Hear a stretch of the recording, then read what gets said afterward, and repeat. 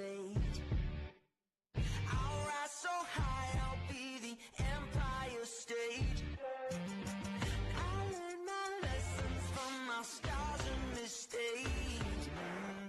I'll make my own future, I won't leave it to fate. My name is thunder, lightning. My name is something very frightening. My name is adrenaline, exciting. You don't believe. My name is thunder, lightning. I'll be showing up uninvited. My name is adrenaline, exciting. If you don't believe, then let me show you.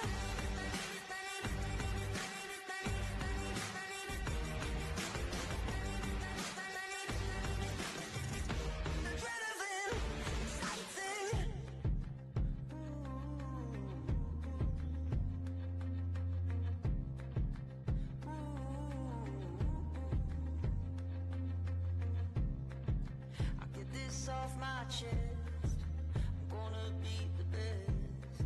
I'm gonna change the world.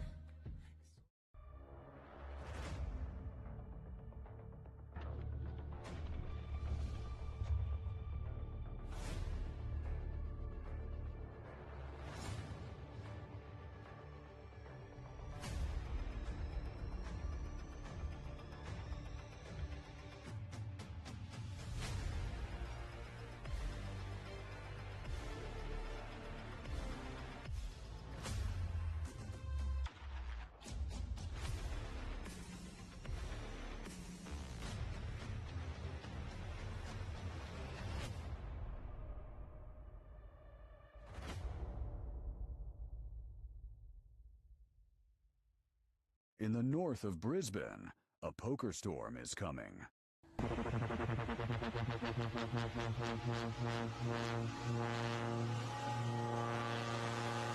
Empire Poker invites you to the Empire Evolution Festival. 15 headline events, over $120,000 in guaranteed prize pools. And only one question.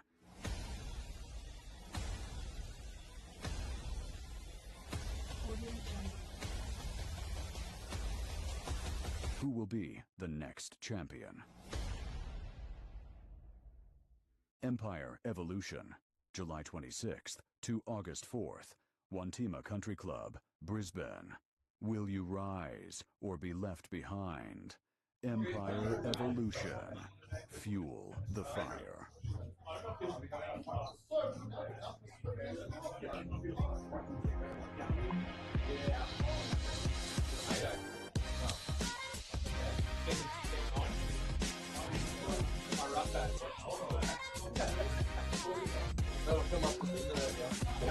That'll come up on the internet, yeah.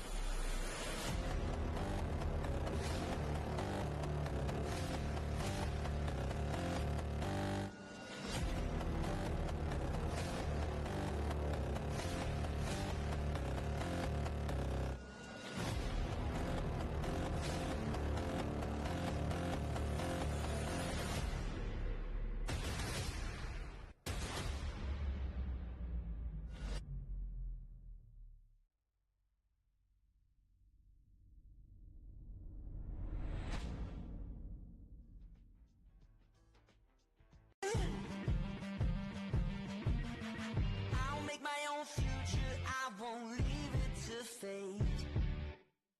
I'll rise so high, I'll be the Empire state. I'll learn my lessons from my scars and mistakes. I'll make my own future, I won't leave it to fate. My name is Thunder, Lightning. My name is something very frightening. My name is adrenaline, exciting. You don't believe. My name is Thunder, Lightning. I'll be showing up uninvited. My name is adrenaline, exciting. If you don't believe, then let me show you.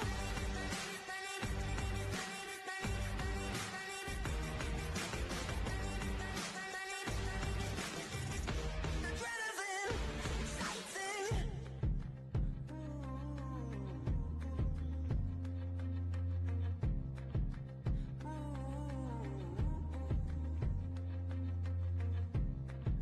I'll get this off my chest. I'm gonna be the best. I'm gonna change the world.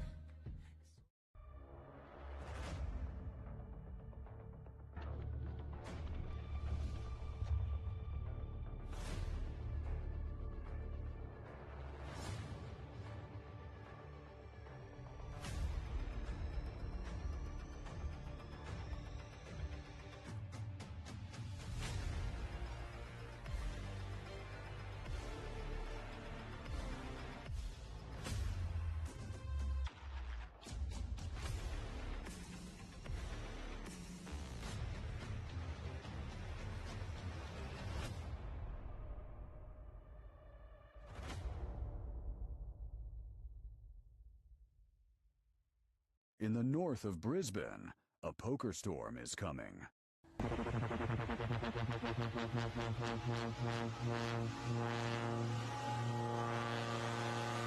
Empire Poker invites you to the Empire Evolution Festival. 15 headline events, over $120,000 in guaranteed prize pools. And only one question.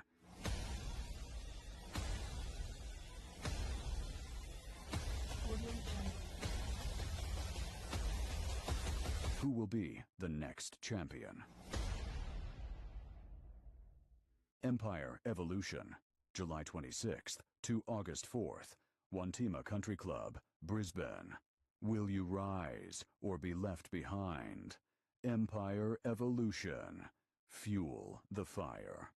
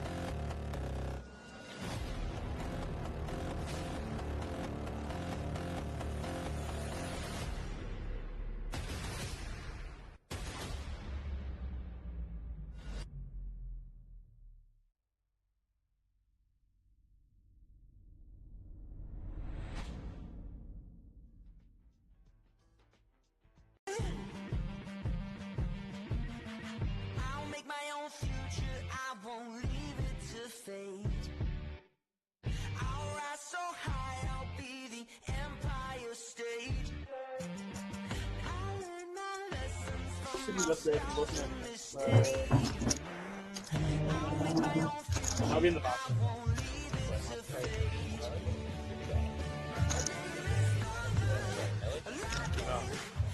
Yeah, these two are my favorite. Legend lighting. They're still somewhat friendly. Yeah. Oh, yeah, yeah.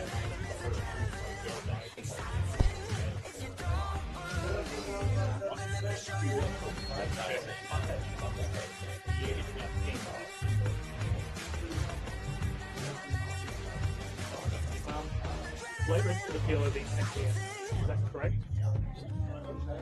And you're off at 10 or 5, so about 10 p.m. It starts at End of the light.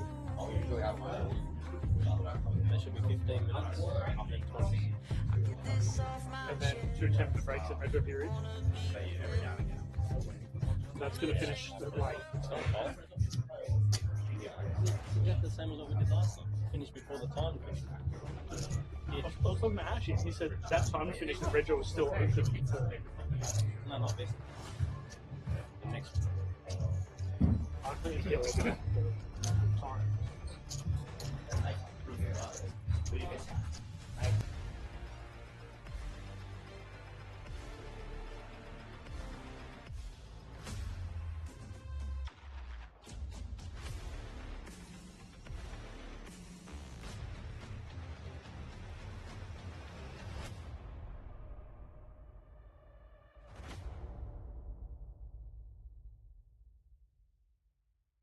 In the north of Brisbane, a poker storm is coming.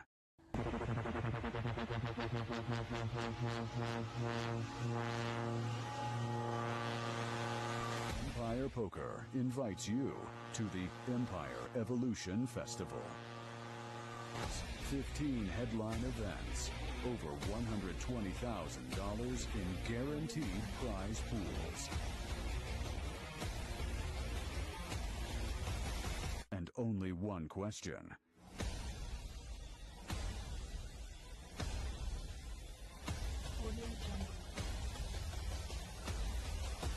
Who will be the next champion? Empire Evolution, July 26th to August 4th, Wantima Country Club, Brisbane. Will you rise or be left behind? Empire Evolution. Fuel the fire.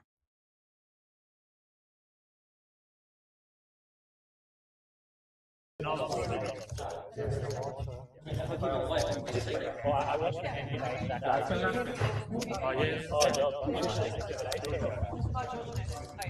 right, ladies and gentlemen, as we get the players sitting down, this is the final table of the Mandalorian, also known as the Gladiator, which is a monthly game here at Empire Poker. It's the tournament director there is just giving some instruction. You guys like me to read out the payouts again, or are you happy to look at the screen? Wait a minute. Alright, so first is 67.50 plus 250 main ticket. Second, 5K, third, 3,500, fourth, 2,500, fifth, 1,900, sixth, 1,400, seventh, 1,000, eighth, 160 plus 250 main ticket. And ninth. So ninth, this is out. Yeah. So do we want to give the first main ticket to ninth, and then everyone gets something? Do they get more than 8 then? No, does he get cash as well as the ticket? I'm happy with that. I'm happy with that. Main ticket off first and give to ninth. Unless I win, yes? Yes? Yes. Democracy, yes, yes.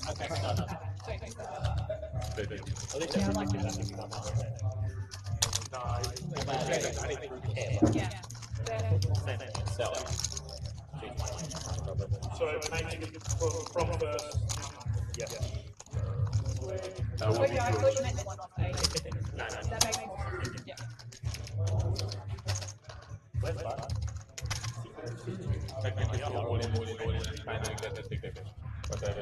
It's a good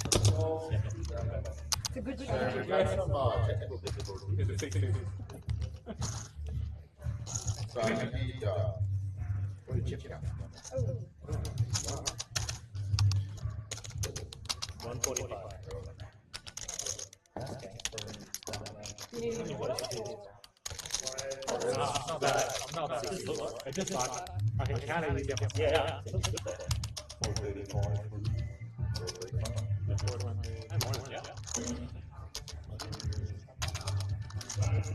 435 for the zero. 435. Get it. Yeah. At 12K. At a big line and a half. That pocket 10 was 145. right on 145. So there it is, ladies and gentlemen. You heard it here first with the players at the table. They've 8th played, and we've just done a readjustment to the prize pool. The main event ticket is now going from first place into 9th. Everybody gets paid here. We're in the money. There is no money bubble, and the main event ticket goes to 2nd, and 8th gets a main event ticket and $160 cash. And then we walk into the full-figure markets from 7th place upwards, to the first prize being $6,750, which is not a bad day's work here at the Empire. We're just getting everything ready, be coming around, and we're going to have the cards up and underway and pitching, and we're going to get some guests and hopefully some guest speakers in here. Stay tuned, ladies and gentlemen, as we go live down to the action here. A stacked final table. We've got... I thought that I'm going to be anything more. names in there. Cadeyrn, Cadeyrn, Barthelson, Simon Mockeridge, Zehan Wen in seat 3, Dominic Diep in seat 4, Jack Mardanbeigi in seat 5, Joe Bakker in seat 6, Visky seat 7, Adam Thaggard in seat 8, and George Kabourakis in seat 9. I think so. The cards are now coming out, ladies and gentlemen. Let's jump down into the action. Payton is taking 15 minutes delay, right, on the streaming. Danny? Do you want these like this, or which is the best way to be?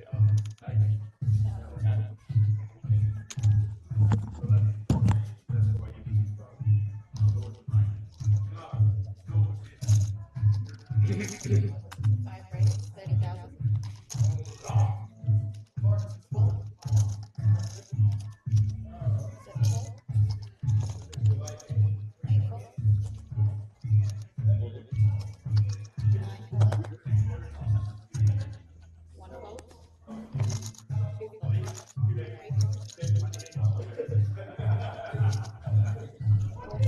So 200.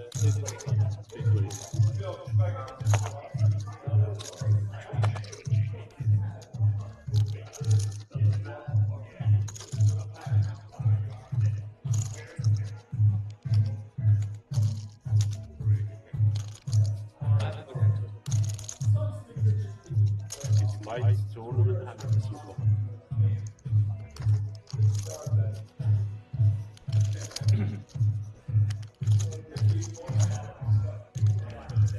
Doesn't play these so long. I'm going.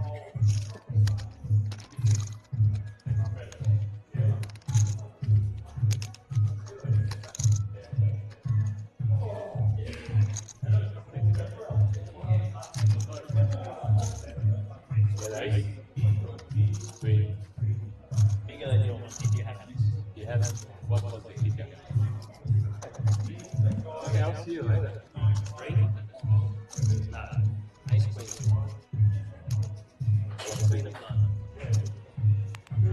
If I need that, I'll call. If I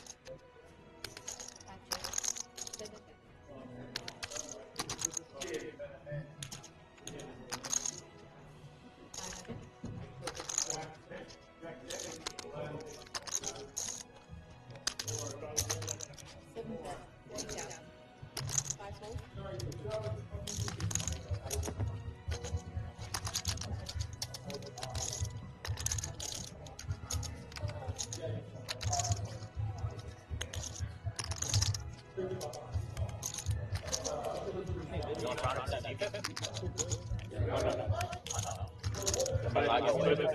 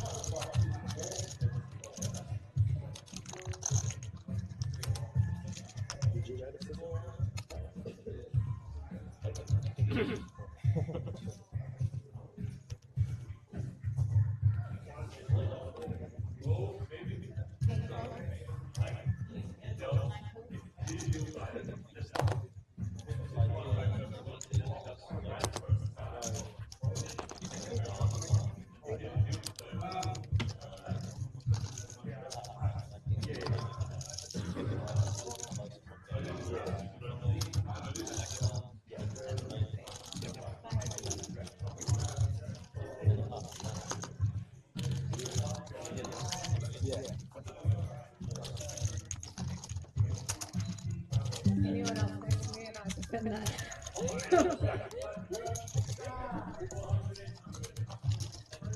See? Oh my god. See? It's not easy.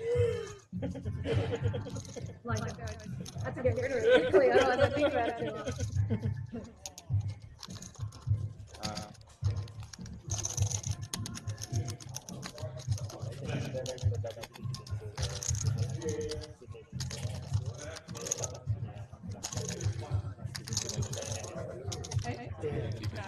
Well, I think it's like half a big one. Yeah. That's a different. Yeah. But it's, I mean, it wasn't very good anyway.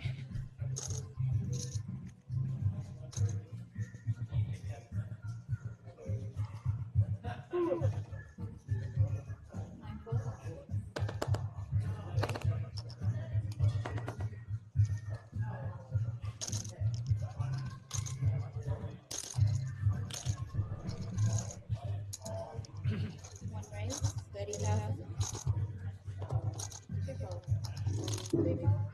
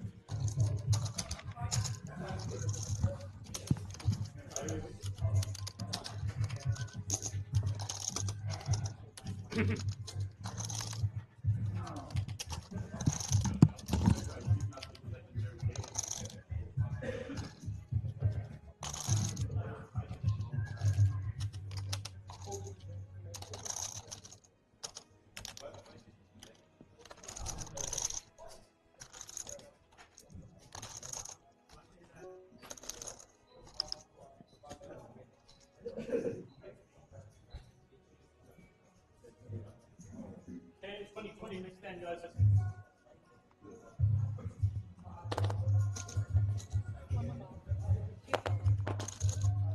Thank you.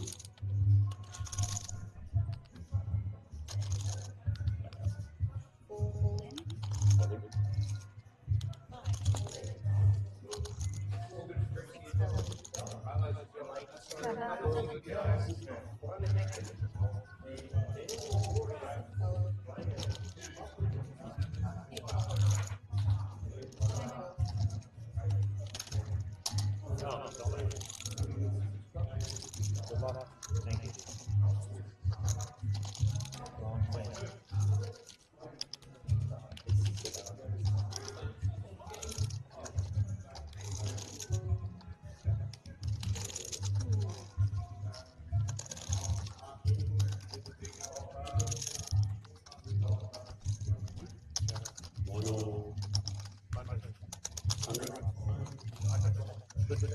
Yeah, great time. Right.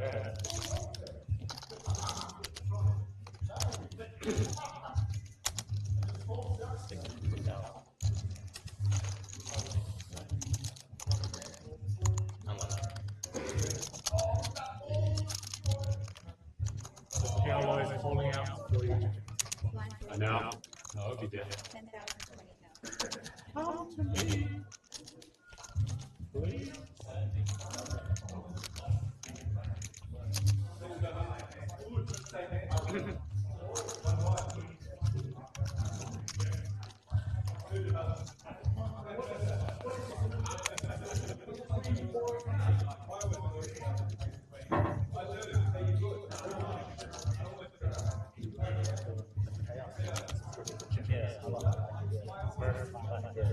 It's not super popular.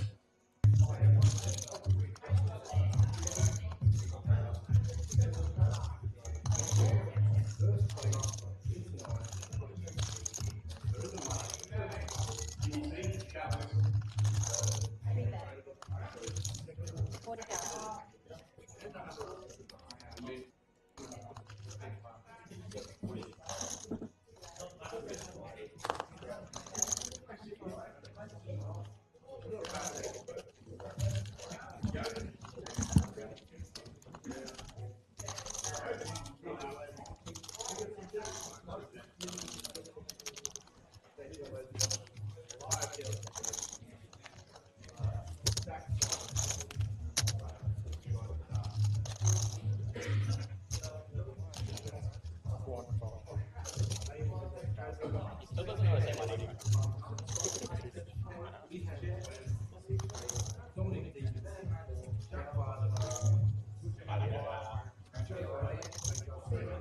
What did you just say that? How he said it? I think he might have said it alright.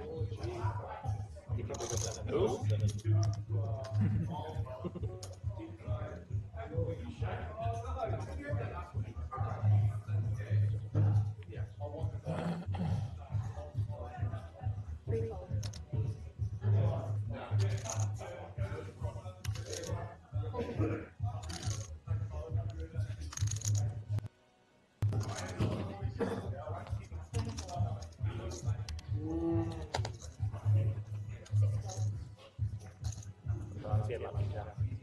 Sometimes get lucky.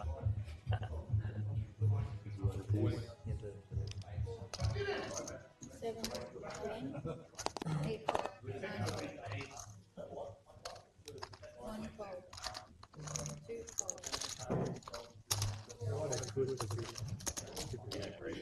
You were not there, right? I'm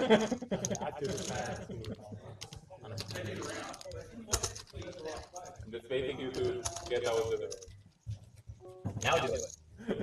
There it is.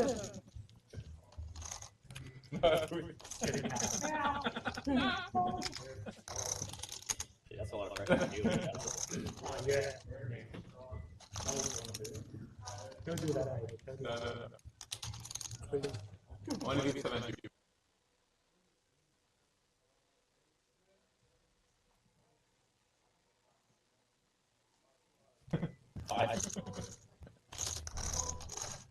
Your team was better. Your team was better.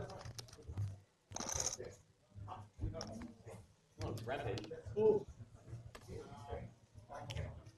Hope everybody has been seen. I know. I think it's a picture. I don't know what it is. Oh, I saw it's like a picture. Do you want to remove my picture? Whatever you guys decide. Like I didn't see black or red, just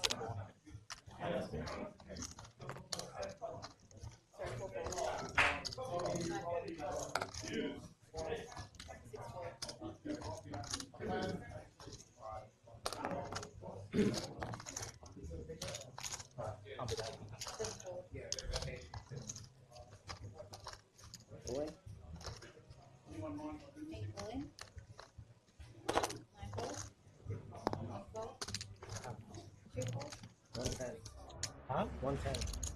110. That's to be 250.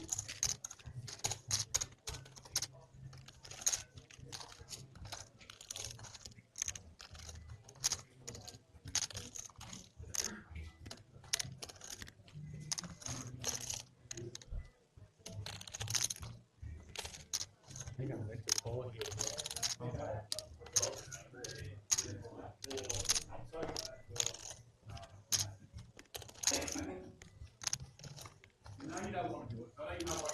Queen on seated.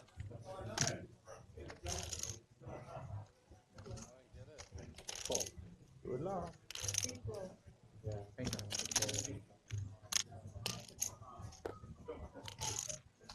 Hello guys. Please, hey. Just want to play. Dead. Oh.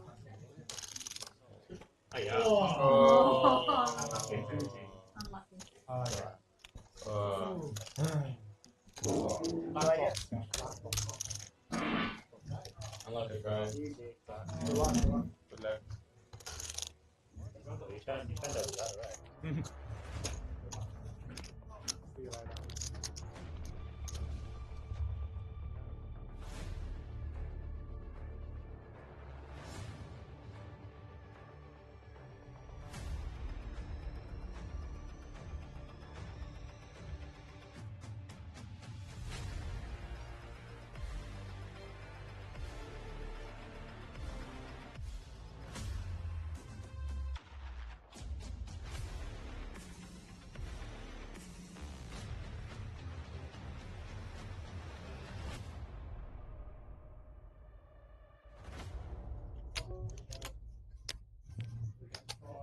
Come to your left. In the north of Brisbane, a poker storm is coming.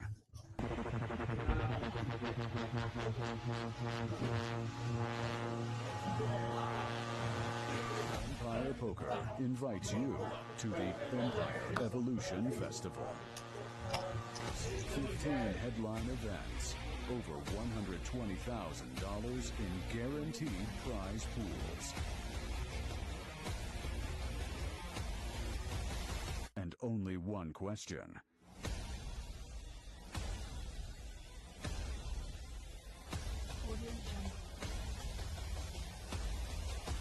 Who will be the next champion? Empire Evolution, July 26th to August 4th, Wantima Country Club, Brisbane. Will you rise or be left behind?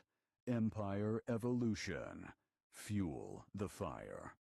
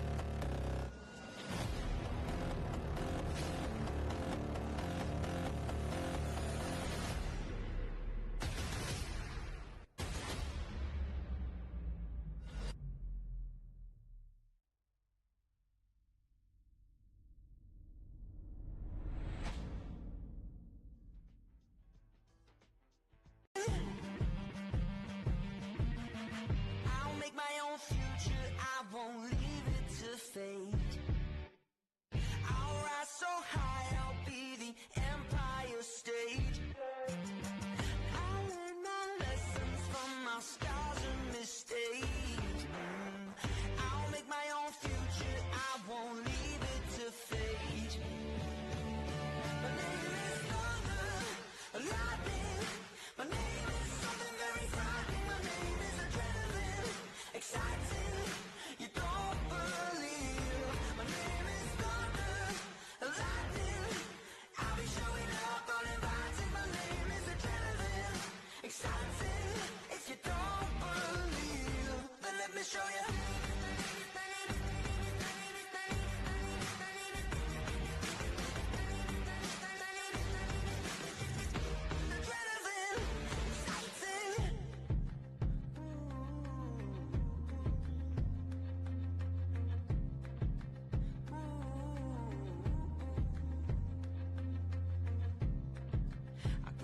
Off my chest, I'm gonna be the best. I'm gonna change the world.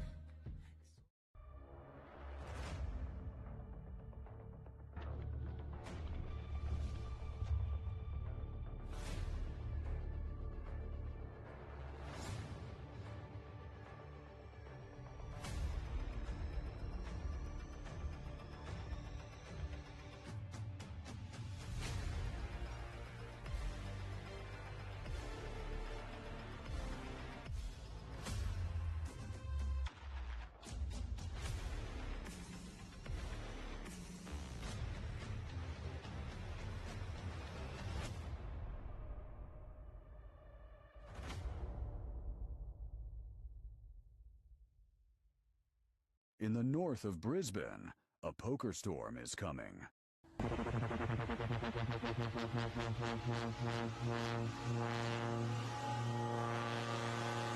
Empire Poker invites you to the Empire Evolution Festival.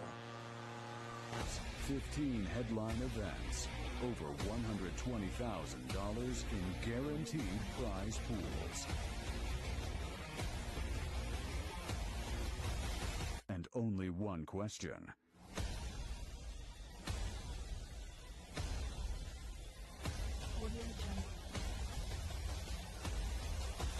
Who will be the next champion?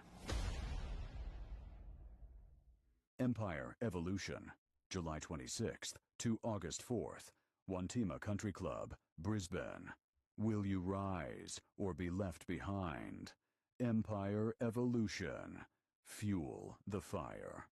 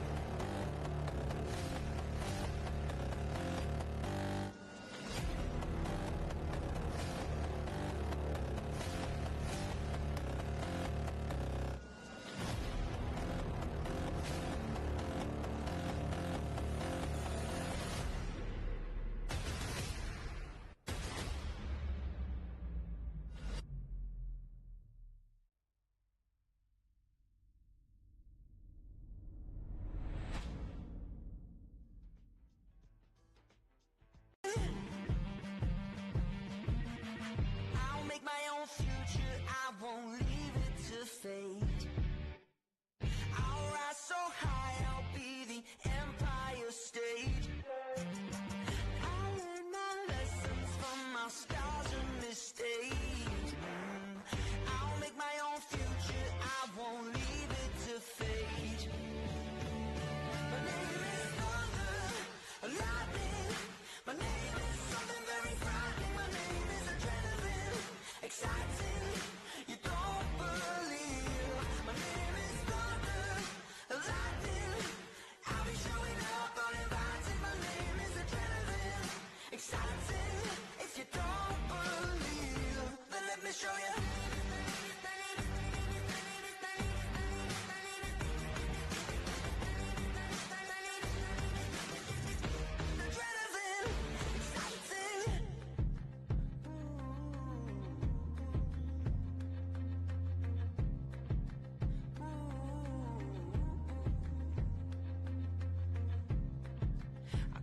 Off my chest, I'm gonna be the best. I'm gonna change the world.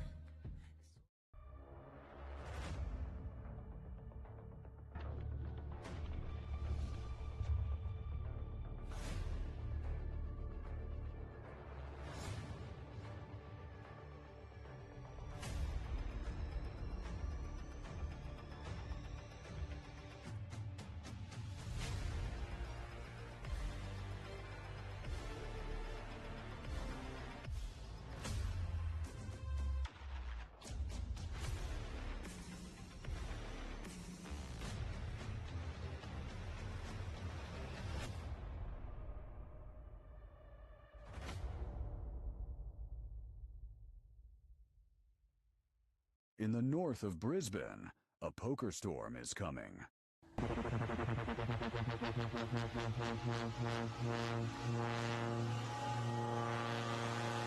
Empire Poker invites you to the Empire Evolution Festival. 15 headline events, over $120,000 in guaranteed prize pools. And only one question.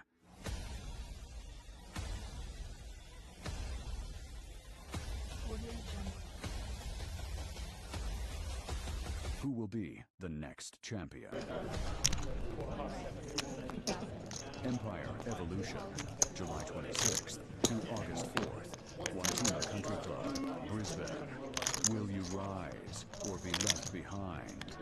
Empire Evolution. Fuel the fire.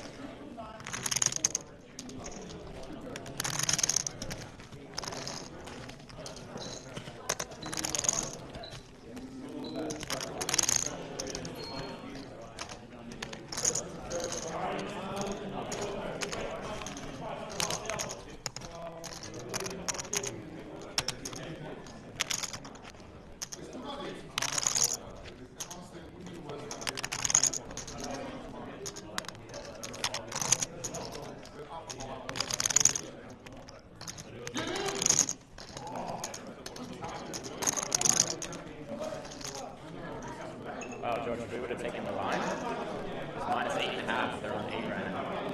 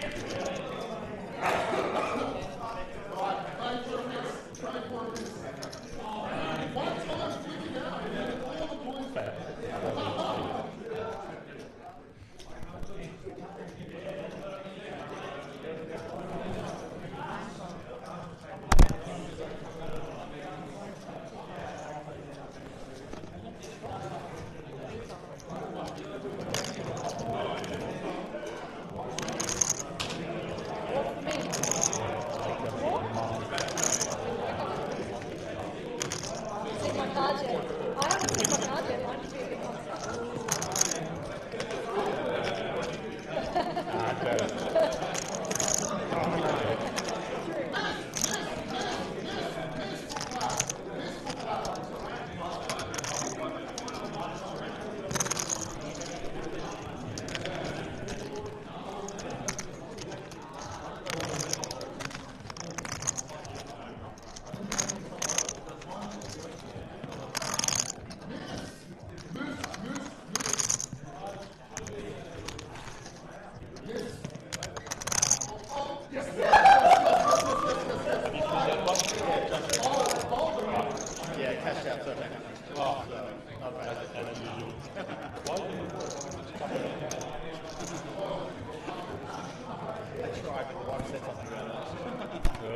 As long as you bring money, she's happy.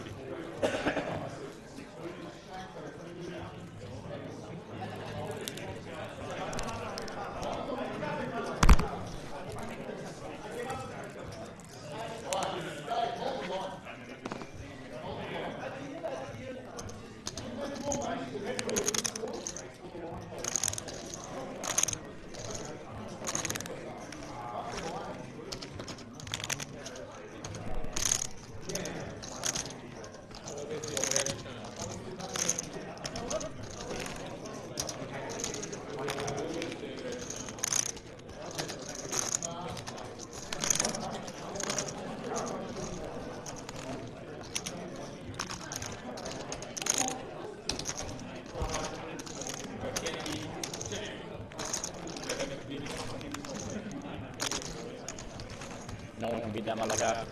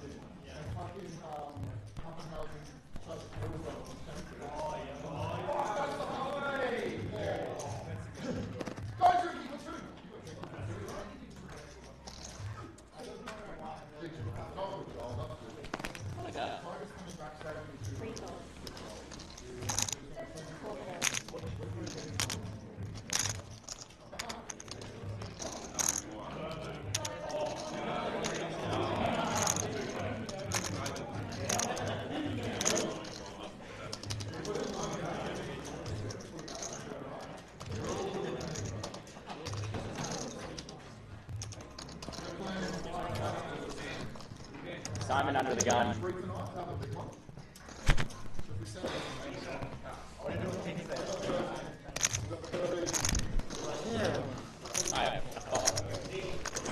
Queens are off by call. Ace king up.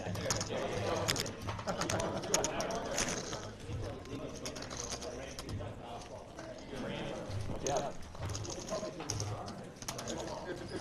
Queen? Sure.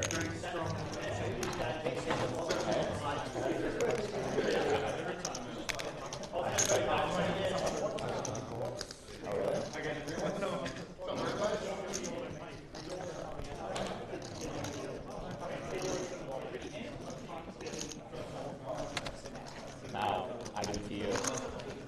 Only right. Which trade? You wouldn't mind it. Alright. Everyone fold. He needs some chips. Oh, yeah.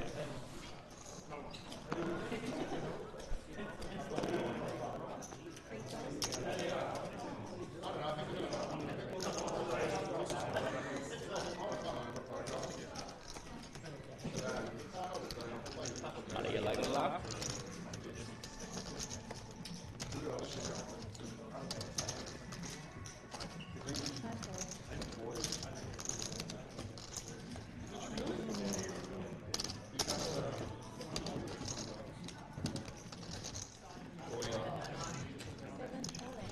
You're the best seat in the house.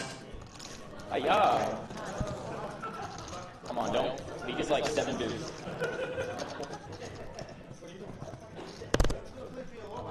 It's good. Not good.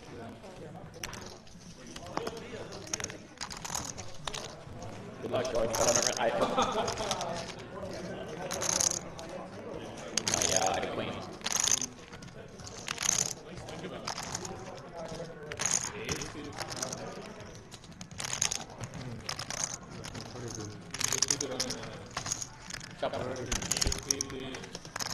You got that.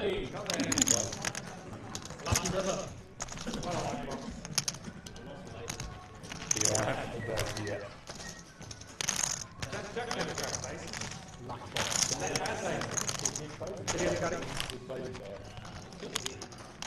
No, it was ace, queen, 7, all hearts, pocket 7s, jack 10 with a heart, aces. Top set, bottom set, drink set, drink, hearts, and jack. No one had a heart. Good evening, ladies and gentlemen, and welcome to the Mandalorian. We are nice. We are back. We're on air. We're fixing some things. We're trying to integrate some new microphone technologies at the table with some wireless, but we've gone back to the old ways. We're not going to upset the program any longer. And joining me in the commentary booth is the one and only Roarin' Toy. Roarin', welcome. How are we? Not too bad. That's the way, mate. That's the way. Yes, we get all the fish in here, but it's also nice just to have somebody to talk to as we've got the coverage here happening live and loud and straight out at One Teamer. Let's have a look here. It looks like the current chip leader is Zehan Wang with 795,000, followed by, I've got that incorrect again, Joe Bakker, 815,000. 8 remaining here at the final table. They did make a deal for 9th place to receive a main event ticket, so as that bust out has currently just happened, that person's just got themselves a ticket. Jack 10 here for Jack Mardanbeigi. He's got 2 diamonds. And you fired this tournament today, mate. How did you go? I did. It was going alright. I think I get it in about 16 weeks. Just open jam 4s and run into queens blinds, which is pretty standard. Maybe I have a few too many blinds that I don't necessarily need to jam the OKs there. I just was hoping it got through. It didn't, and I lost. It's always good when the best hand wins. So Mate Visky's woken up with Ace King offsuit, Ace of Diamonds, King of Hearts. Jack has initially made the raise. He's 3-bet. Mate's 3-bet. And as we're going along here, folds around to the table back to Jack.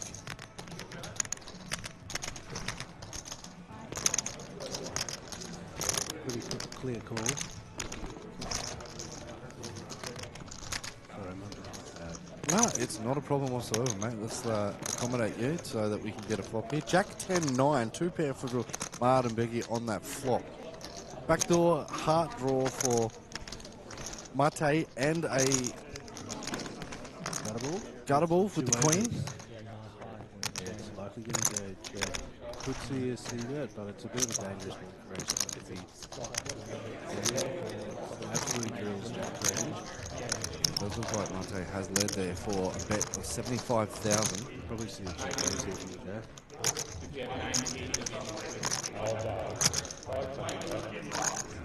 Depending on the size, it's going to get called with the two overs and not sure. As he's sizing up his chips, Jack's just come straight back from the PokerStars tour over in Manila, the APPT. There it is, mate. That's a massive re-raise. It's all in 605,000. Don't know if Mate's coming along as a customer here. It's probably the end of that moment. As you can see, he's not impressed with that follow-up. But the chips go in. Not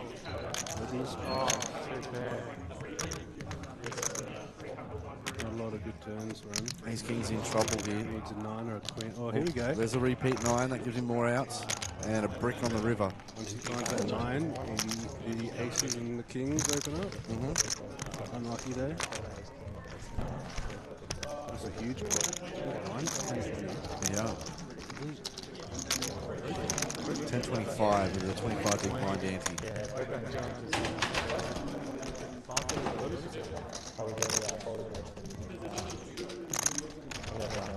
I think I had 90K as well.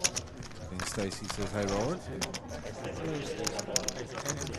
Sorry, my commentary's not good because my vision is good and I'm not great at my words. That's all right. We can do, all we need to do is just talk. It's just talk. Yeah, I understand the call.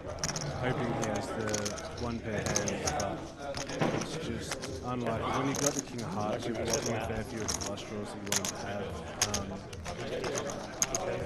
Even hands like queen 10 you're not even changing. Yeah, it's like a 30 big call off with ace king.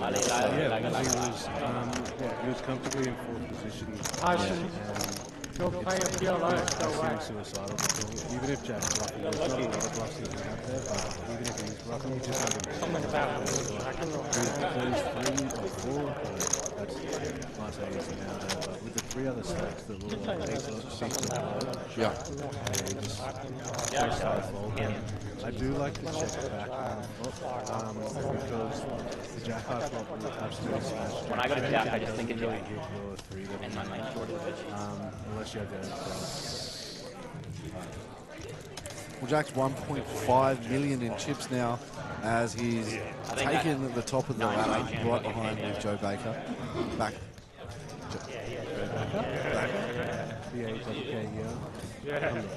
Yeah, me either. So you were talking about Jack just getting back from Manila.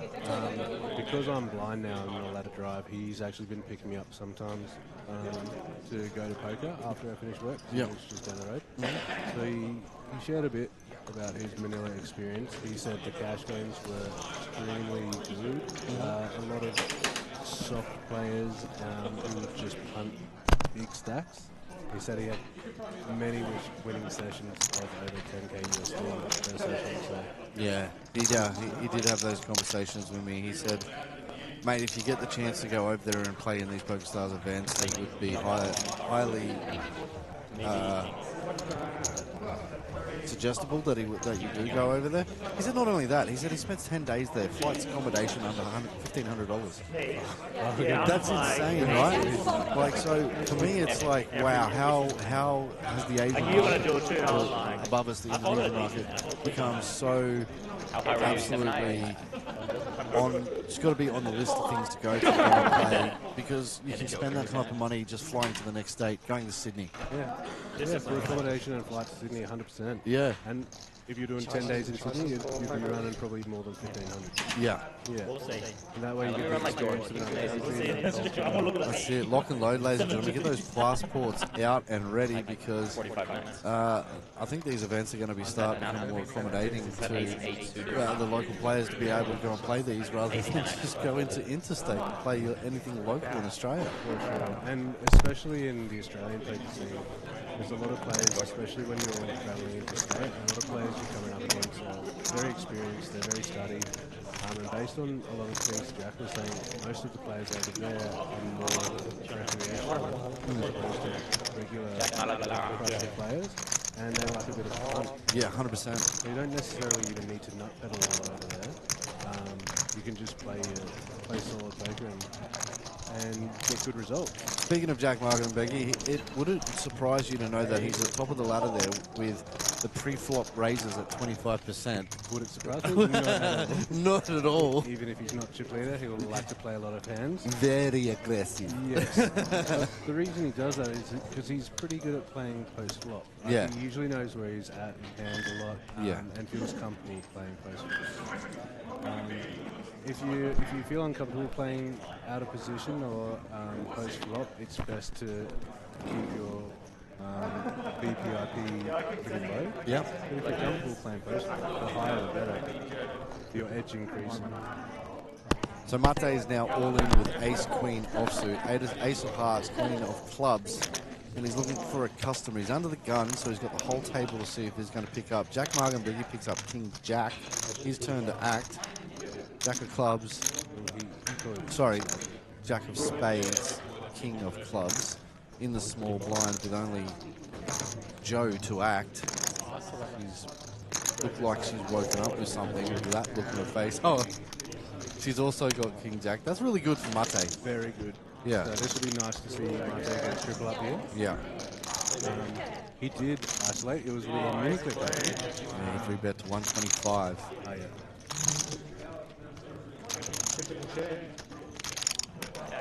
I think Joe's made a good fold here and it escaped. That's only going to... Queen, he's got quads. He's got quads. Yeah. That's when you won the whole table. Yeah, exactly right. Very nice. 50 to 150. Is he under the gun? Oh, okay, so now he's got to put 50 to the back end.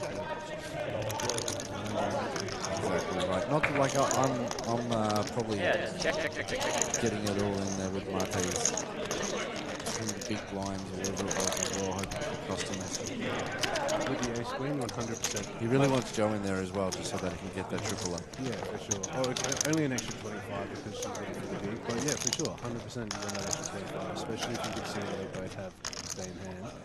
But it's an interesting spot here. So now he's big blind with the 100k behind. He actually covers another player. So ICM-wise, it's smart for him to not be risking his stack in this hand unless he has something very premium. Even though the money jump won't be very big, it's not a hand. It's not a situation where. Bruno Lee's in the chat there, mate. Raw and Toy in the house. Congratulations on your relationship with you. I was going to angry react it like I usually do, but I was like, angry react this one. Yeah. My first ever time commentary was at the Ville a few years ago. Brenton and I got asked to do it, and I was like, oh, I don't know if I had much of that. This was before you could see whole cards. And I was, Brenton and I were staying together, so I was like, go jumping in with you. Yeah. I don't know how well it went because you couldn't see cards, so we were just chatting a bit. That's what it's all about. To be honest with you, everybody loves to have a little bit of analysis of the table at the cards, but everybody loves a great story as well. It keeps you involved. Mate's all in with King 2, King of Hearts, 2 of Spades. He's saying it's a flip. There must have been a card dead for him. This is a nice flop. Correct. 5 of diamonds as well. All right, he's 2 down. He's 2 down. That's 50 to 275 in 2 hands. That's right. That's a spin. Now back up to over 10 bigs, so got a bit of time. We had a tournament the other night. It was the Saturday events that we normally run here at Empire Poker, the 250 buy-in on 100k start stack. We had a gentleman come down to 1 big blind. And that gentleman won the tournament. Yeah, so it's nice to see that the chip in the chair will still exist. For sure. Yeah. Always root for the I don't think you were the shortest even before that. So it's that time of the year, mate, where everybody's getting on planes as well and making their way over to Las Vegas for the World Series of Poker. It's probably going to be another record-breaking event. I can see that as of recently, they've just got their new app as well, which is WSOP Plus. They're trying to be able to cut down the line time, and I think that's a very good idea. Yeah, it's not a bad app. They've previously used it in their... I've been planning on going over for a while, but this past 18 months, 4 different ISO lots of opponents and stuff like that has made it. Yeah. But we'll see how this latest ISO goes. Less than 2 weeks, so it is something I want to go. The main event's always been a dream of mine to play and win. I think it's on everybody's bucket list. I'm still yet to make it to Las Vegas, and I won myself a ticket 5 years ago that I've never used. Was it still valid? No, unfortunately I won it with MPL, and very valid whilst it was with MPL, and then they paid me out for it, so yeah. But I was during the COVID time, so it wasn't probably it was pretty rough time to be able to go over and play cards in Vegas with all the screens and stuff coming out. Yeah. Which ticket was it for? What event? No, it was more just flights and accommodation and choice of event. Like, I didn't get a main event seat. I think it was valued at 6,000 at the time. So it definitely gets in there. Probably would have went and had a look at some of the events for the WSOP, but I most likely would have looked for as much value I could have got from out of the package and made my way down to the Golden Nugget, because there's a good series on there as well. I haven't done much research into events because I know that they've got so many different casinos and there's always a lot of difference on World Series and poker money. They have lots of other tournaments. Well, it's nearly a summer season over there. So, like, not only is you've got the WSOP on, you've got the WPT on as well in another casino, then you've got the Golden Nugget. They run their own series as well, which is a little bit more team-type buy-ins. And then I think Moneymaker is probably the newest one, the Moneymaker series. Correct me if I'm wrong, or if anybody... I think it's also held in Vegas as well whilst running. So it's amazing how, like, if you ever wanted to go over there and do some work, you could nearly get 3 months of just literally hardcore work if you're in the industry. If you're a player, you could literally go over there, and I think people go over there for like 2 weeks at a time in Australia because it's very difficult. I think it's hard for an Aussie to go over there in the World Series at the moment. You either got to be thinking that you can play against the best, because you've obviously got the tax that you've got to pay as well, being an Australian, if you go out and win any money. What is the tax that we have to pay? Sorry. It's less than is it about 30%? It's 30% on anything over $5,000 profit. Yeah, which is pretty heavy. Yeah, for sure, 100%. It absolutely cuts into your bottom line when you're trying to beat break as well. Let's hold that story for a second. We've got all in here. Dominic Diep, which is in seat 3, is all in with ace, queen, ace of hearts, queen of spades against Cadeyrn, when he's got pocket 8s. He's made the call. 6-4 is on the flop. Yep. 2 clubs, king of hearts, 2 on the river. 8 will be holding, and then Dominic will be eliminated. And he gets himself $160 and a $250 main event ticket. 7 players now remain, with Jack still up top and Simon Mockeridge on the bottom with 5.7 big blinds. But we're into the $1,000 marks here. That's what I was looking at. It's a nice money jump here with players, and all the money jumps from here, we go 400, 500, 600, 5,000, 1,500, 17, Visky. They're all very nice, modest jumps. There's no real spots where you need to really tighten up to make it, because they're also incremental. I do like kind of flatter structures like this, as opposed to a lot of the tourneys we play are very stacked top heavy, like where all the money's I was thinking I had to call anyway, because I have to call first and anything. second. That's why I was like, someone can 70% jam. jump. Those ones you need to really run deep to Yeah, I'm never calling. I really like I was calling you the too. payout structure. I can't hold. Yeah, we look, there's calculators out there to do payout structures and all that sort of stuff, but we like to be able to have some sort of incremental fairness in the jumps as well. A lot of the time you do see first place taking anywhere from 30% to 40%. Like, it's really dependent on the operator on how they want to be able to do their structures. But look, you know, you've got $1,750 from first to second. That's a decent amount to be able to play for heads up. But also, we do. Look, I remember when I played heads up for Australian Poker Tour when I got second. I think I was playing.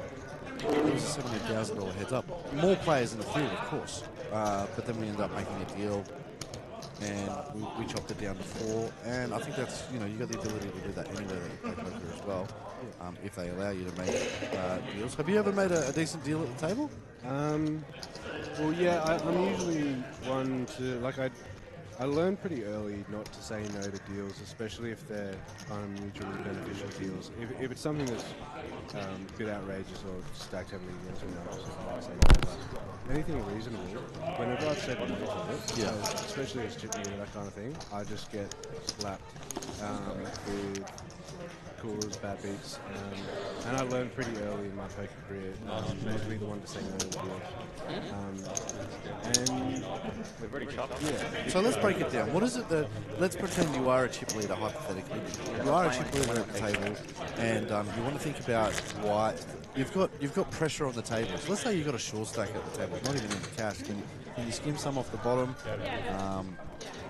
That's a time when people ask for deals, like a structured deal. And then obviously the next point is probably, right, we're going to get down to 4-handed, 3-handed. Then the questions start coming out of these deals going to be made. But if you're the chip leader, substantially, let's say we're kind of chip leading like Jack Mardanbeigi at the moment with 1.4 million in chips. He's probably got 1/3 of the tournament chips in play. Approximately. So for this kind of thing, they have ICM calculators which will calculate pretty much the dollar value for each chip. Yeah.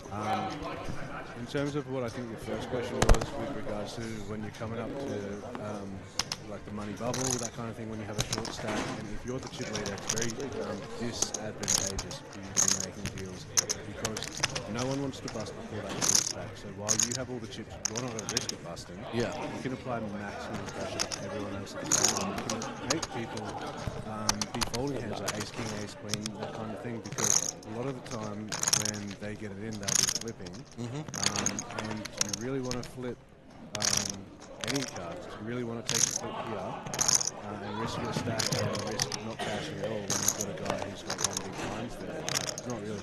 I actually faced that situation in Jackstar recently. So it was Jackstar at Southport Sharks. We are on the stone bubble. One player is forced all in on the big blind with half a big blind. But before we can start the bubble play, we're required to go on our 45-minute dinner break. So we come back and he wins the first hand. The bubble, we were playing 3 tables, 6, 6, and 7. The 7-handed table had that player with the half a big blind. You guys just have no idea how to play anymore. You just gave up and said, wow. Our table did 4 orbits, which is brutal, and their table only did 3. But it ended up kind of just being a really rough spot where the chip leader or chip leaders. So you have a 6-handed table. They had a 5-handed table. No, they had a 7-handed. So they have the extra hand per orbit, which is better for them on the bubble. Oh yeah. Sorry. No, that's all right. we were playing 6, 6, and 7. The short stack was on the 7-handed table. So Yep. he has played one less hand per orbit than the other tables. And when you play 25 hands, it adds up. Yeah. 2 minutes a hand.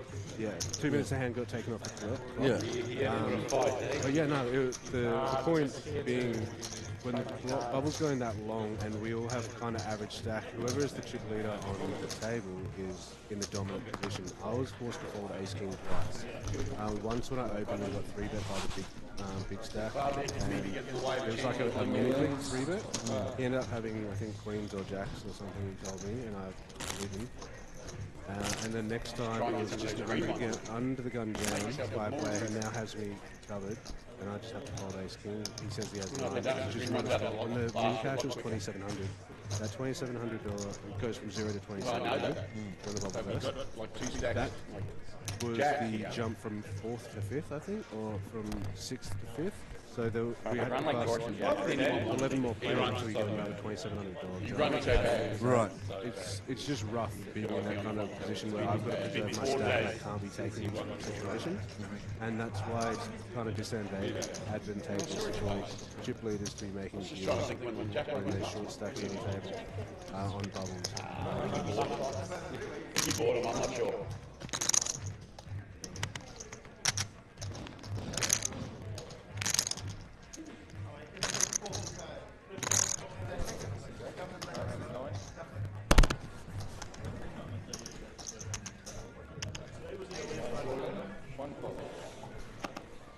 They can just apply maximum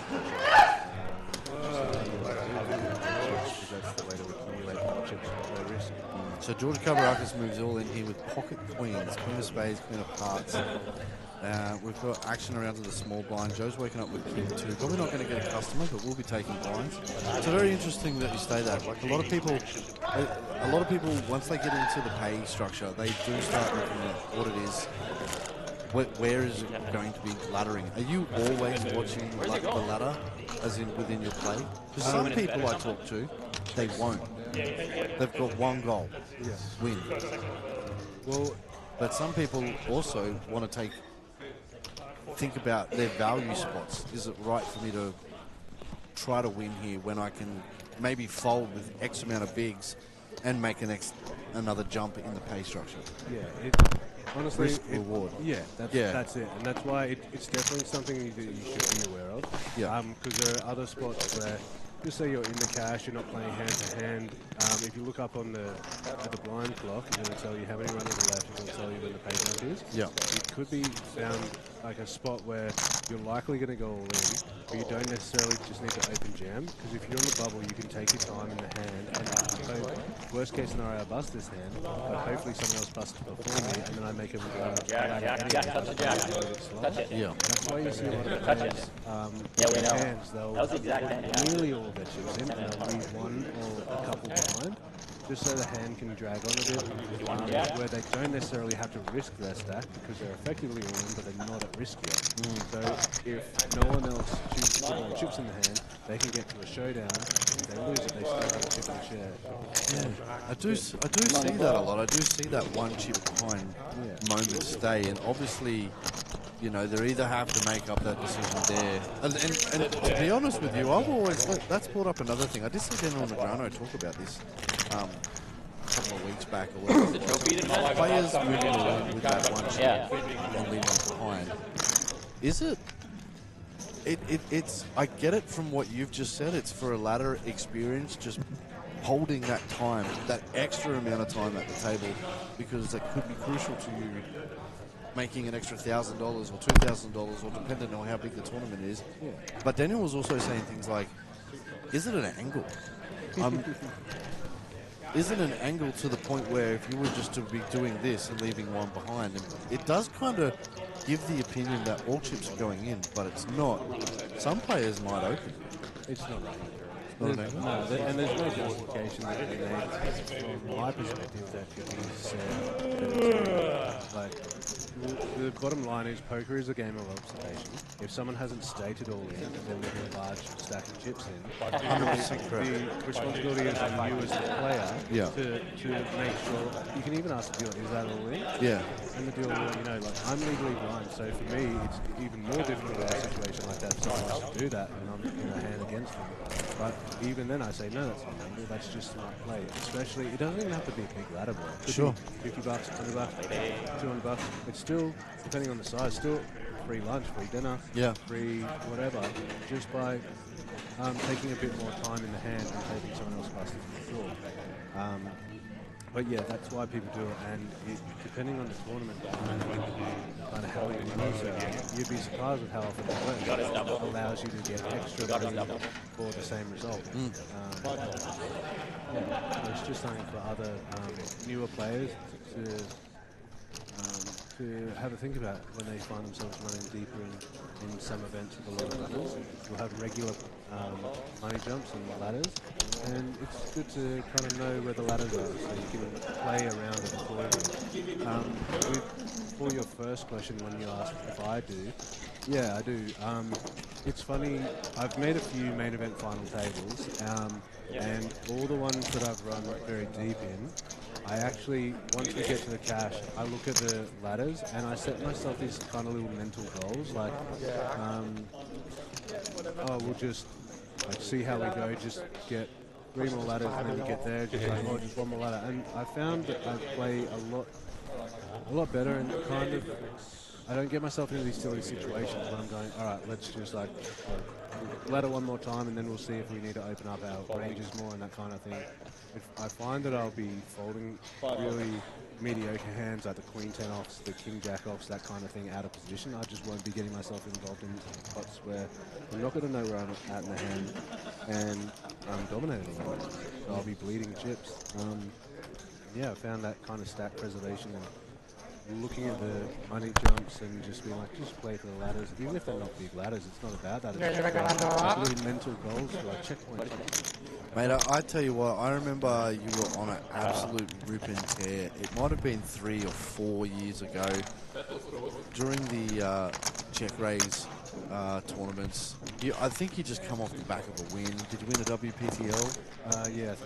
Yeah, you won back-to-back FT that one, and then went to APT just down the road here in FT that main event. Yeah. And then I think I won this with Roller or something. Yeah, and I just remember that year you were on an absolute rip and tear. And not only that, like I remember sitting down, I don't know if you remember it, but you were on the end of a table at one point. You might have been having a few drinks and you were in a happy mood, flowing.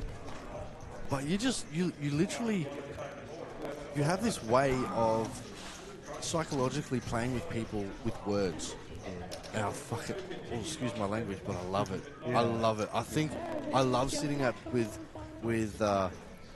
particular people at a table, and there's people play poker ABC, people play poker on different levels whatsoever.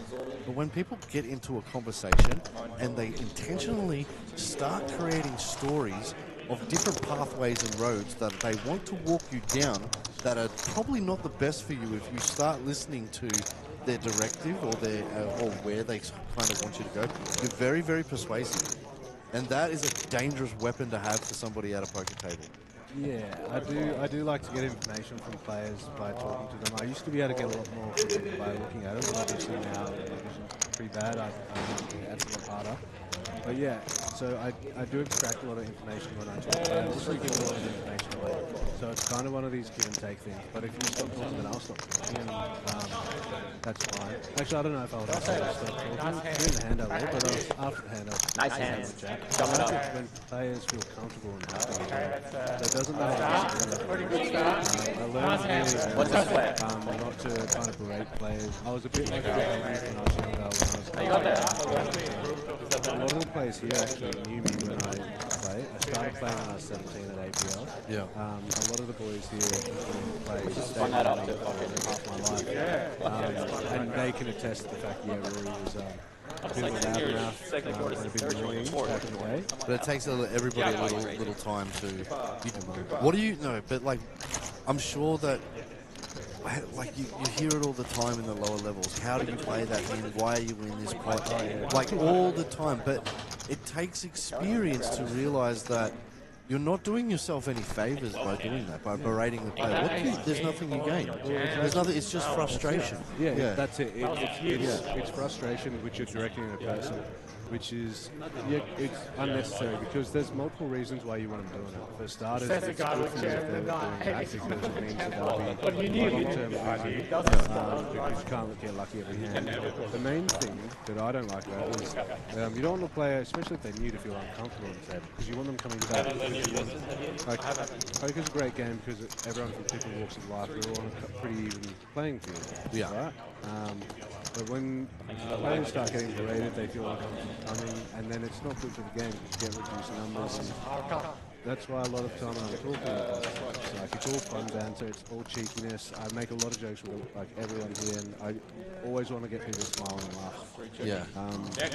But yeah, it's something I've been playing. But yeah, sorry to interject you, but I want to say it's very important skill to have to be able to be a happy, likable person at the table because you have to feed the fish.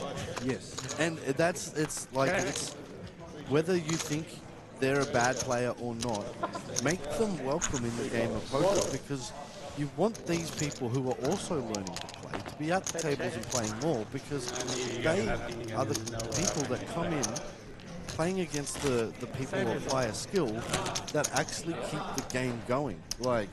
And I think there needs to be more people like yourself who welcome people to the table. You know what? It's up to them to be able to learn and play better and understand spots. But if they're enjoying their time losing, give it to them. Yeah. Well, that's it. Yeah. And just when players do lose and stuff like that, you always push them in the game and just keep them smiling so they can come back. It looks like we're also down to 6. We might have missed. Was it Martha's? Oh yeah, Martha's busted out. But we knew that a bit early because he came over and said hi to us while we were on screen. Yeah. We did miss his bust out hand, so Cadeyrn's all in with pocket kings here, 2 red ones. And he's looking for a customer. He's shoved it in the hijack, and Jack's got a bit of a 185, I think. hand that is going to be going no good. There's Marte. He's busted. Joe's working with pocket 6s. Blinds are currently 15,000, 30,000 big blind ante. I thought if it was 300 and you had that's still 10 meters. You don't want to see it with a Yeah. Hoping you sure? She's only got 315 in a stack. To be honest with you, I don't blame her for a call, but I think a fold.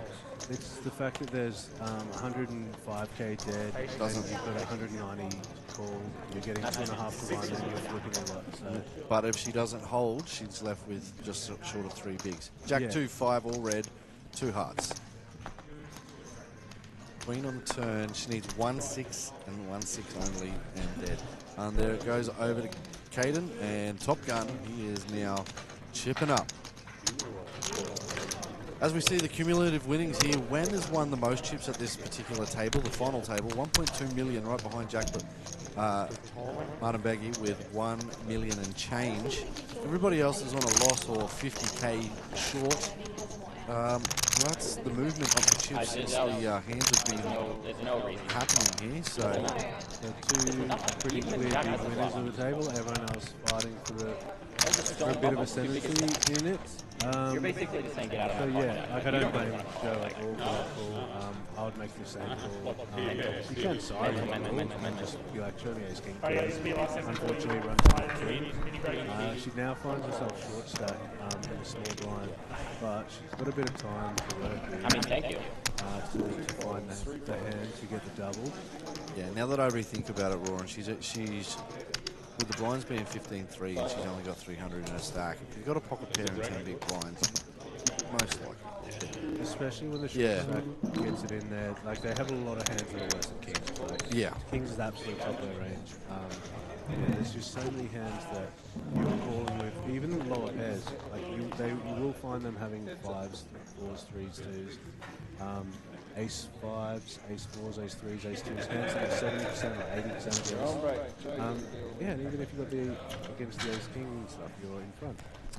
So, but we're thinking about that. If she was to think about laddering up situations with George Kabourakis on 315, Simon Mockeridge on 160, is that a ladder up situation that we were talking about there? Would that be considered into a fold with those guys having 6 to 5 big blinds behind her?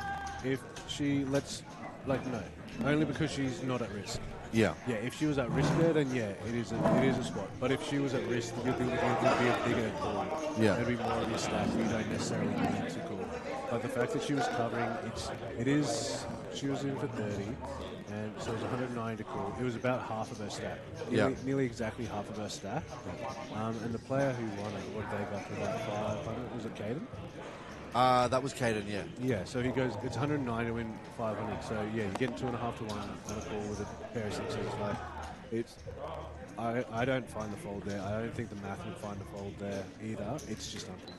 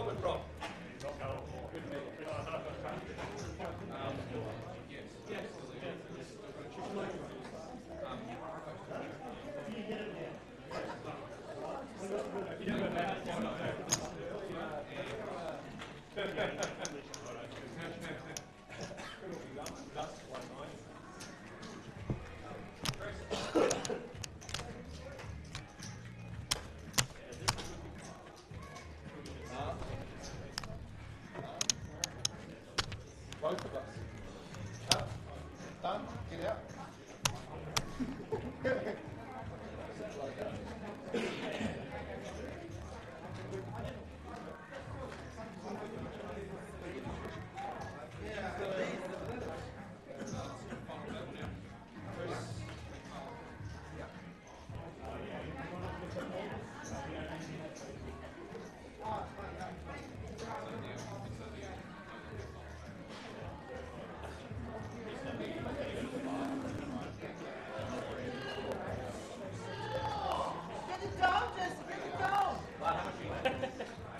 George, turn around for a sec.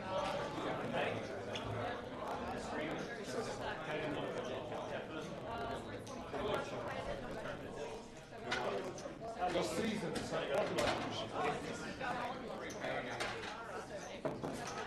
how many left? 1, 2, 3, 4, 5, 6. I was like,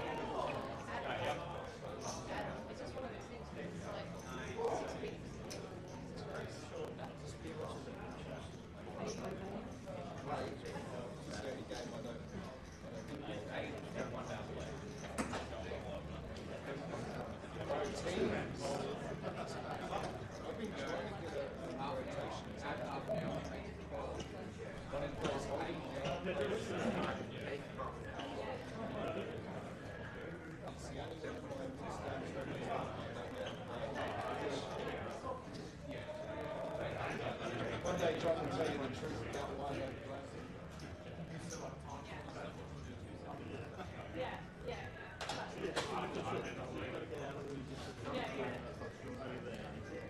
What's up, kids?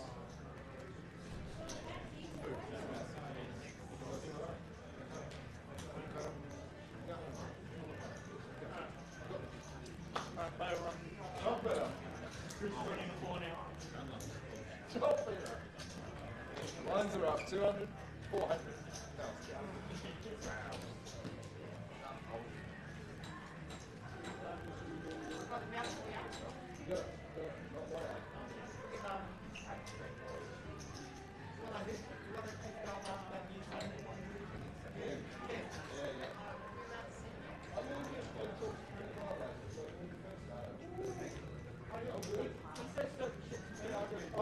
For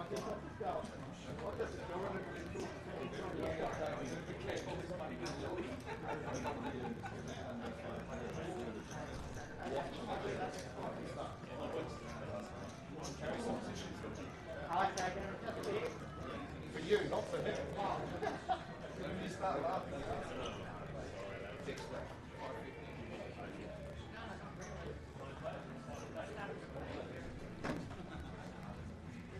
Oh, you can't lose from here, Jack. Don't jinx it, you bastard. I'm not giving to him anymore, so I can jinx him. Georgie over in seat 9, no greens, but holding the fort.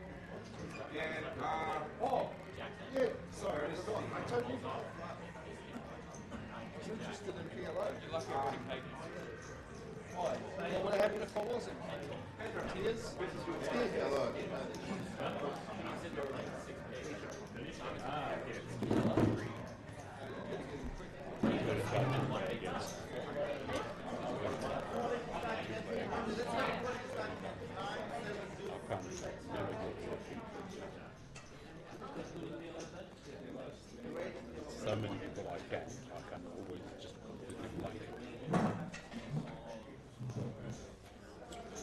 We playing well.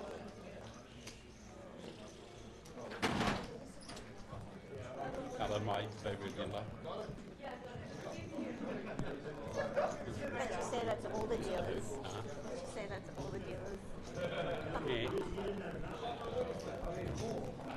I would definitely not say that to Wilson. What does he say? Favorite dealer?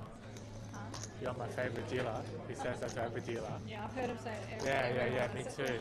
Me too. It's nice to be honest. Discredit him. Yeah.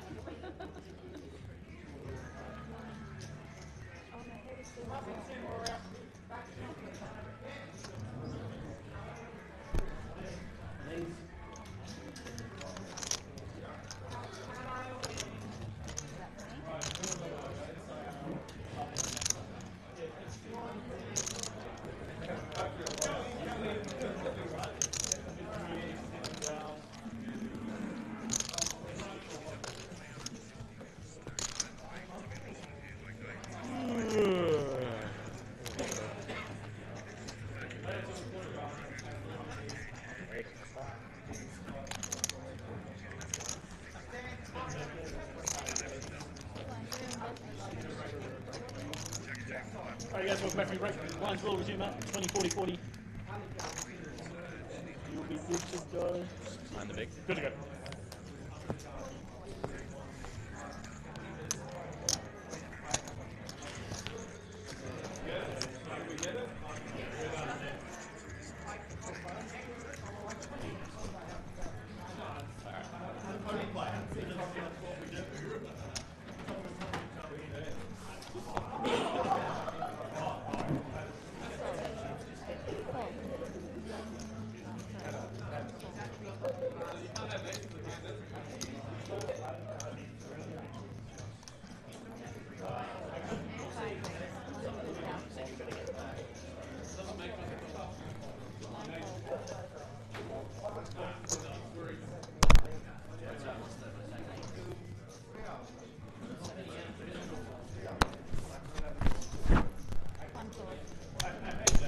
Can't do it against you, Jack.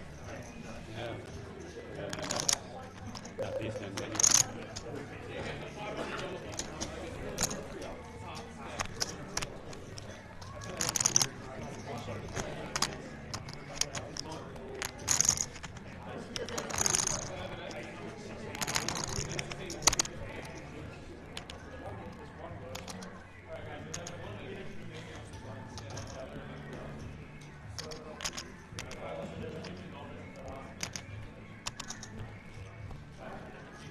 Simon.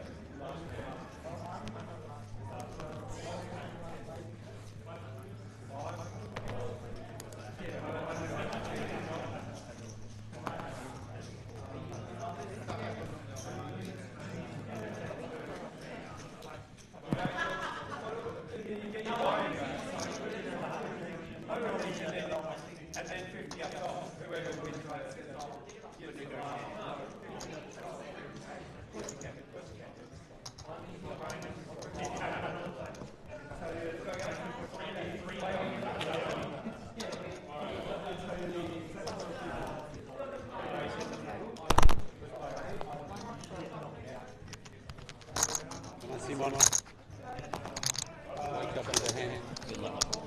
Yeah, cool. 5 call. What's your hand?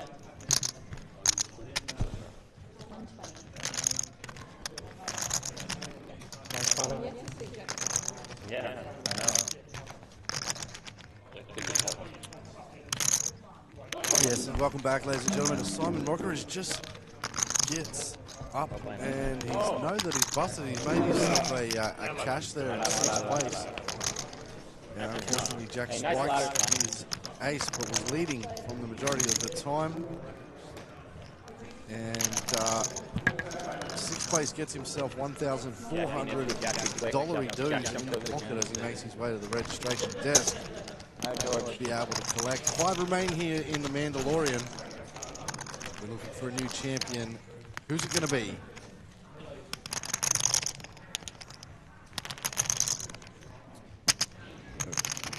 Cadeyrn, Zehan, Jack, Joe, and George. At the moment, Jack is pretty much dominant leading right behind Zehan, and those two are probably in a really good spot to go heads up here at the moment.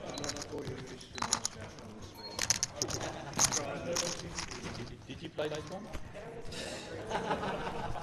Hey, you got his chips right there. I stack you. I got what you told me, Jack. Now you're chipping it up. I had to be cool. Oh, man. There's no small one. Uh-huh. So there's no small one.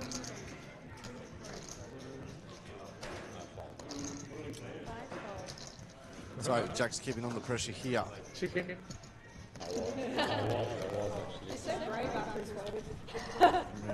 George folds, Cadeyrn 3 on the button. No good. Brian's going to go to work here. Zehan will be collecting, and stacks will be going up.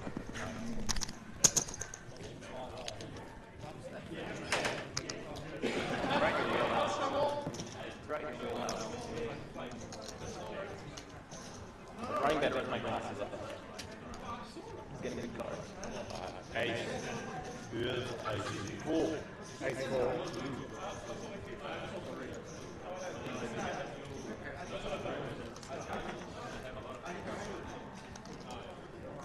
Numbers. How much do you have? 1.8? More than 1.8, 1.9. I was going to say the numbers.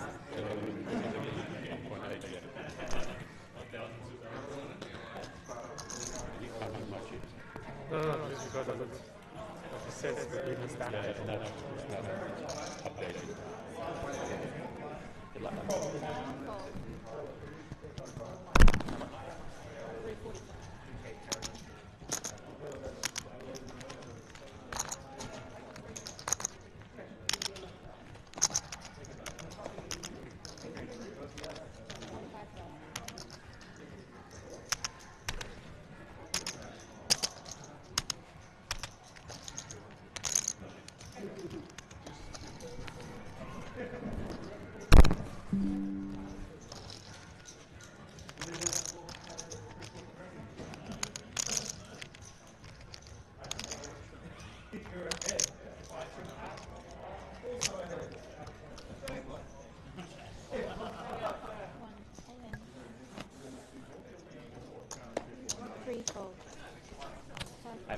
I was like, that's never good. Yeah, the way it's like, do I just call? Do I want to do?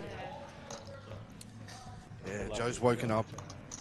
and found out that Cadeyrn's got aces, king, queen suited. She's looking for some spades here. Jack 3, 8, blackdoor flush draws. Oh my God. She can take it ace or 9.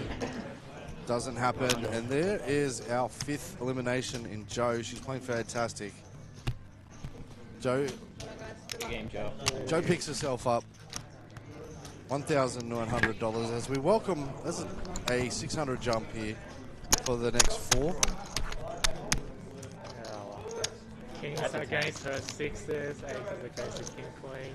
So Joe goes and collects 1,900 as the remaining guys are playing for He wasn't very good. It's not good. 16,000 and change for the top 4.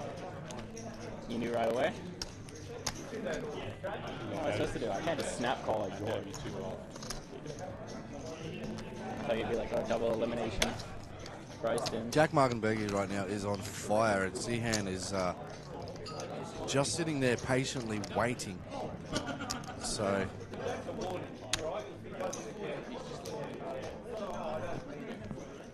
see these little stacks in George and Cade. Well, mainly George. Cadeyrn's right there now that he's got collected that last head as he folds. Looking for himself to get a double up. Zehan here with 10-6 of diamonds. Getting a little bit. He's on the button.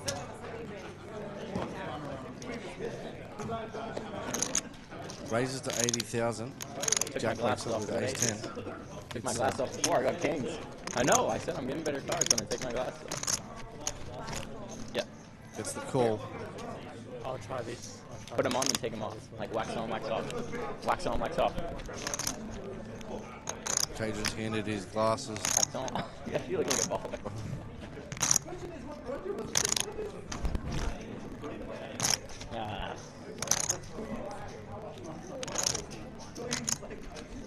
As he folds. Good fold there as it comes down to the next 2 as we go heads up with the 2 big cheap stacks as we go to a flop.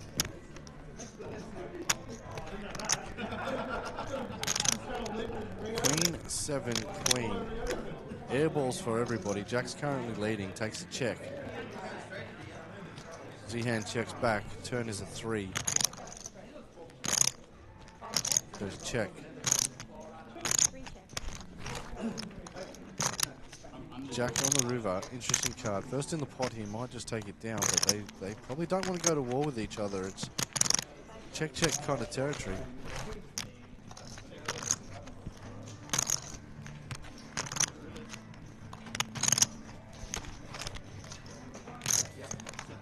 $1.1 versus 1.6.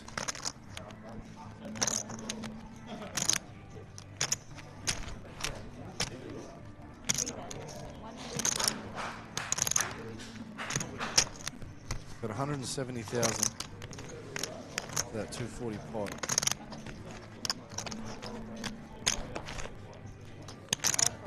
And that's it. First into the pot does take it down as he collects an extra 160. Might bring him to 1.3. Closing the gap slightly as there 4 remain here in the Mandalorian with the 67 runners that we had today and a total prize pool of $22,710, which is not too shabby for Saturday. At the moment in the background, we've got a freeze out happening with the Yoda. The Yoda's on down 2 there, remaining 4 as well. And the PLO is absolutely firing at the moment. So the pot limit home and house Spartan happens every month. It's normally turns into something crazy, and then later on we will be jumping into the time tournament. The room's still pumping here at Empire at Wantima Country Club, Brisbane. Put it on the books to come visit, ladies and gentlemen, because we have a festival coming up. And the Mixed Games Academy, they'll be coming as well, hosting their schedule of games and mixes. So if you want to get in the mix, or if you want to play the 2-card or 4-card game, come join us. Stop it. 3 ways? I don't care. No. No? Okay. I'm not doing any deal. I'm a laga. Hope you come 4th. Hope you come 4th. Cadeyrn there is, Unlucky Jack. is suggesting a deal. 3-way chop. Hey. He says, no, George gets it all in here with ace 8. One, yeah. Jack's woken up with pocket 4s. Interesting. Get him, George. 2 10s? Jack makes the call. We're going to go to a flop. Jack's currently edging a lead. Georgie needs an 8 or an ace or some clubs. Oh, he hits the 8 on the turn. That's a good card for George. And he would get the double up. He's up to 200, up to 500,000 now. That's a double up that he was looking for. Keeps him very much so in the game. One more double up and he becomes dangerous between these top 4. Beautiful clean flop. Is that for Josephine, that one?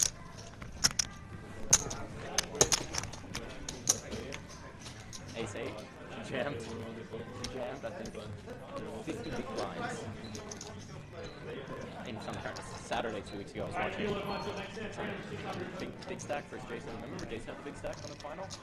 Jammed Ace 8, like 50 big blinds into his Ace King and Ace 4. She had Ace 8, yeah, just open jam.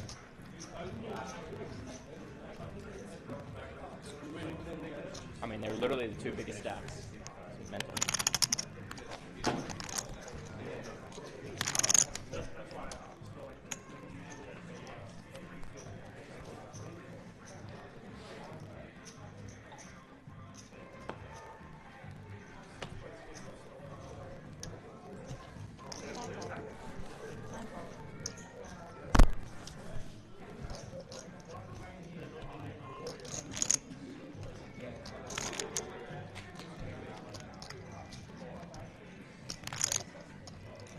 Cadeyrn here was 7-5 off in the small blind. Really considering what type of shape he wants or how he wants to play this. He's just made the call, hoping he gets to see 3 cards, and it does definitely look like Zen is going to allow him to see 3 cards and play the flop. Cadeyrn's first to bet here. Flop comes out. 10 Jack 4. Not much there for anybody. Zen in the front with high cards. Check. 2 options and 2 checks. We get to a turn. Queen.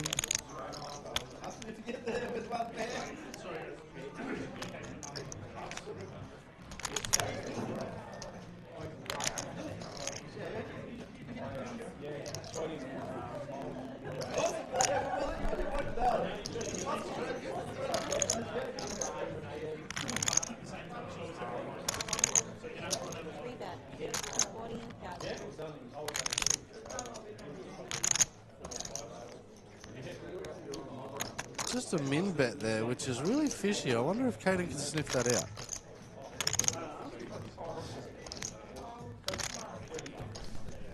Which he doesn't. He lets it go. And Zen continues to stack up, coming closer and closer to Jack Mardanbeigi in the chip count there. As Cadeyrn's got 18 big blinds. George Kabourakis got 13 big blinds. The boys up the top have over 25. So that's what we're working into. As we get the transition happen, I just want to show you this. This, ladies and gentlemen, is the Mandalorian champion who came dressed as a Mandalorian today here at the Empire. Absolutely legendary. If anybody doesn't know who that is Larry Cassidy. Yes, the jockey. He came dressed up with his little Goku backpack. I think it's absolutely amazing. This is the way, Larry. This is the way. And as we go back to the action.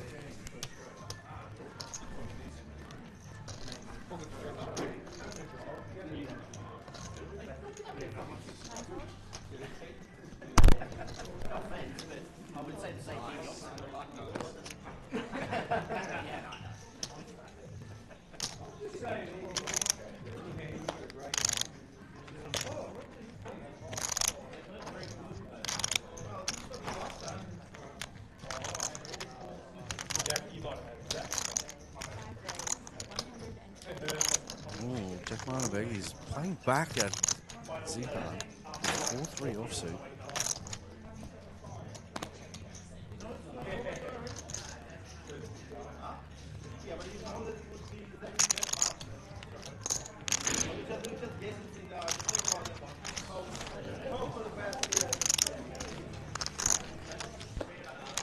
Hand's got the hand. He's going to make a call here. It's going to be first option Jack 210. Instant check. He might be looking for a check raise here if Jack wants to get out of shape and continue. He did lead.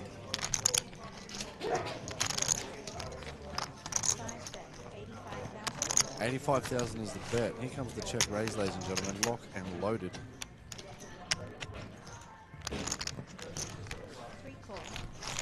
Just makes the call. Interesting. He might go check on this king. That does give him the open-ended straight draw as well, that card. It's the best feeling, eh? Someone goes all in, you just feel a couple aces. What is he representing here on this triple barrel? Ace Jack, Ace 10, Trip Jack, Trip 2, Trip 10. That's the ranges that I'm looking at. I don't see Zehan going anywhere unless... But I do see him thinking about it. There it is. There's the repop. I thought that was coming on the flop, but it hasn't. He's waited to the turn. No, call. Sorry, call. Just looked like a large amount of chips in the stack. Green chips 25,000. 8 on the river. All in. All in. I'll get it to you anyway if you check. Yeah, I know. So he had to do it first, so he called it. He gets it through. Max value there for Zehan. Well played, Zehan. He picks up a little bit of, takes the lead to 1.9 million. 2 times the amount of chips against Jack Mardanbeigi now, and he finds himself catching him in a spot where Jack just wanted to steal the blinds. After the big blind.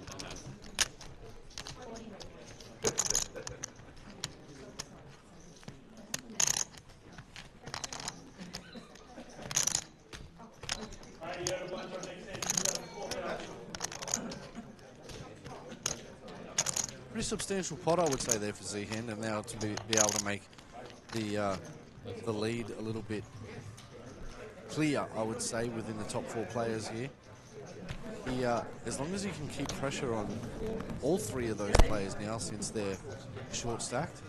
How much you got, Curious?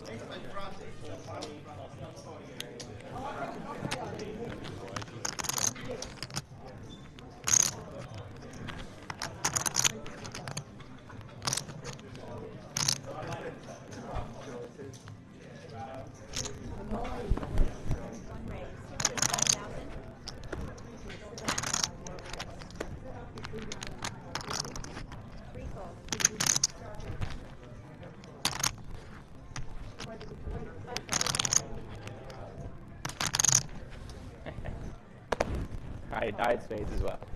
Take your phone.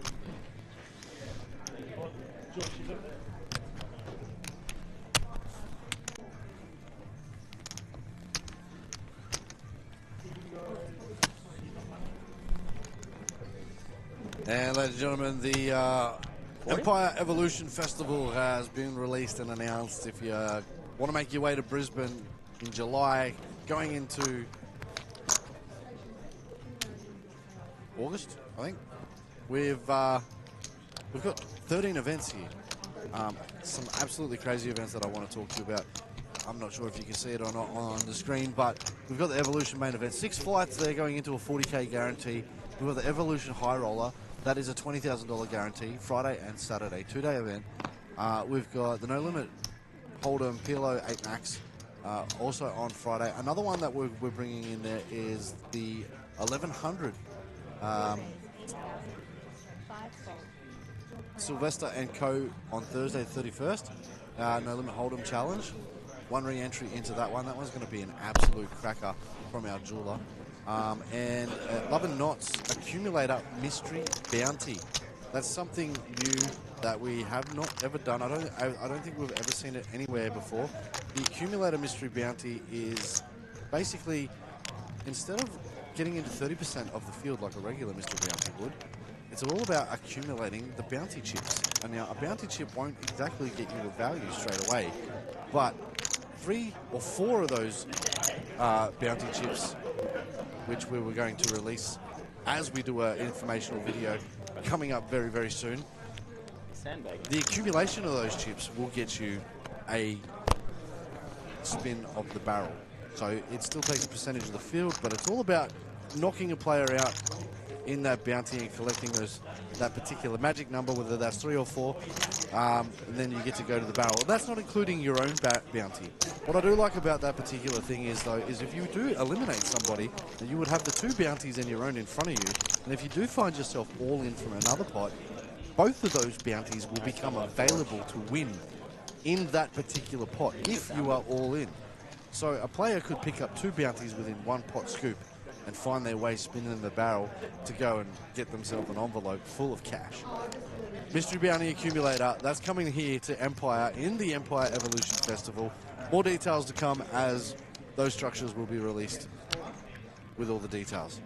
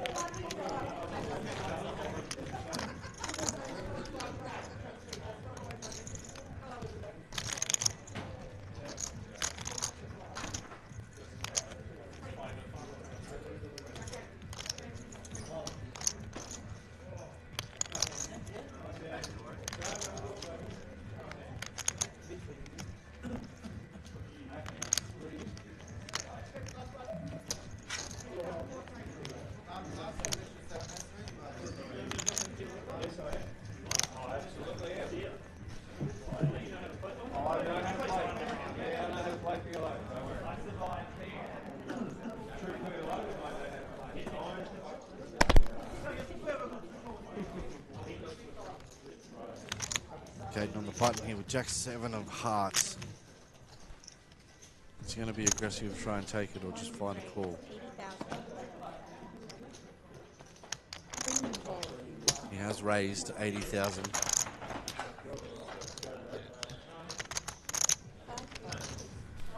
Jack's going to have to be finding himself changing gears, playing a little bit tighter now that he's got out of shape with that 4-3.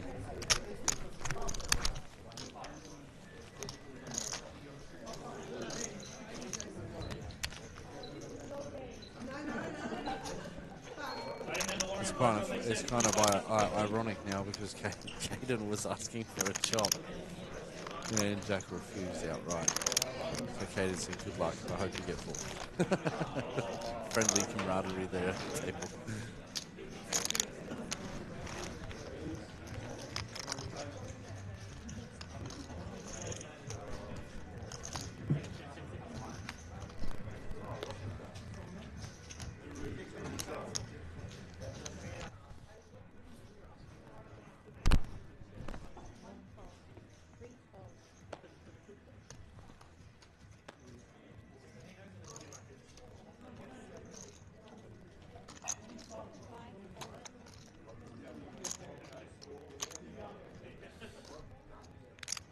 Jack's moved all in with Queen 9 and George is in front. Likes to find himself some solid hands and he's happy to wait around. I think Jack might get lucky and get this through on Georgie, unless he sniffs it out. Absolutely monstered.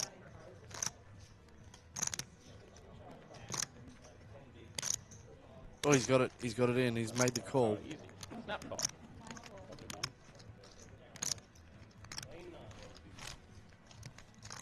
Dodging three queens.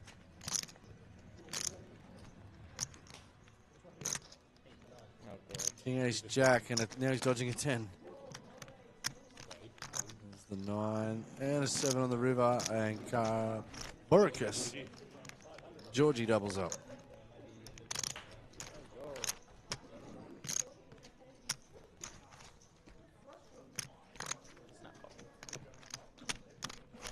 It's a net roll. That's a net roll. Yeah. You're always ahead.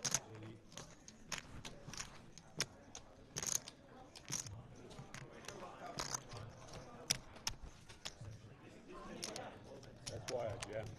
Yeah. From big blind. Yeah. Fine jam. I think got it. Good jam.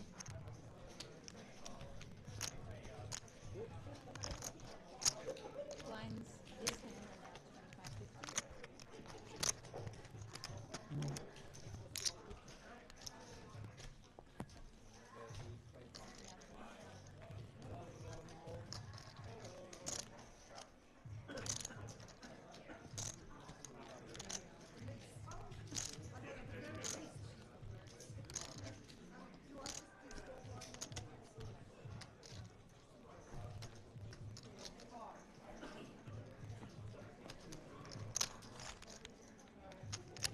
What's that hand?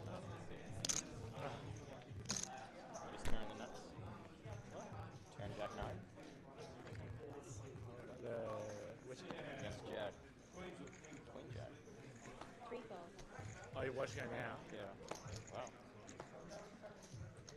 Nice play. Ollie, what did he do? 4-3. I should. Not I low. was thinking either check and let him go for it. Malaga.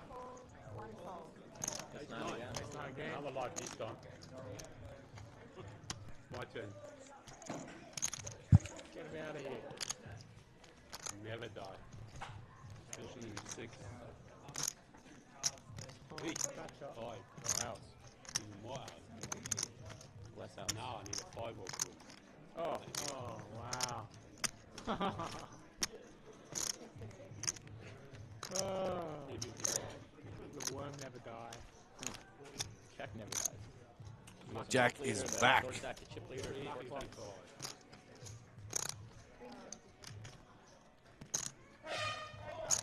I'll give you more. I'll give you 500. The army stuff.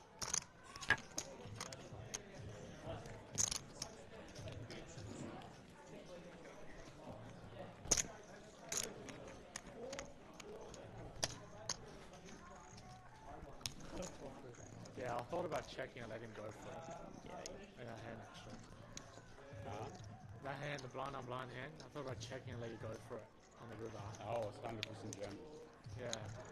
Probably should have done it. I think I was way out the Roll range. ace 8 to me, eh? Huh? Yeah, yeah. Over under the gun. What's that? Under the gun, you folded ace 8. That was... Seems like the two boys are still talking about that hand where Zehan collected half of the stack of Jack Mardanbeigi's chips when he had the 3-4. Obvious you were ahead. And Sorry, I was he's ahead. now really considering whether Jack was aggressive enough to triple barrel that river rather than him getting it in first to see if he could catch him. Because he felt like he could make that call. Cadeyrn wakes up with Big Slick.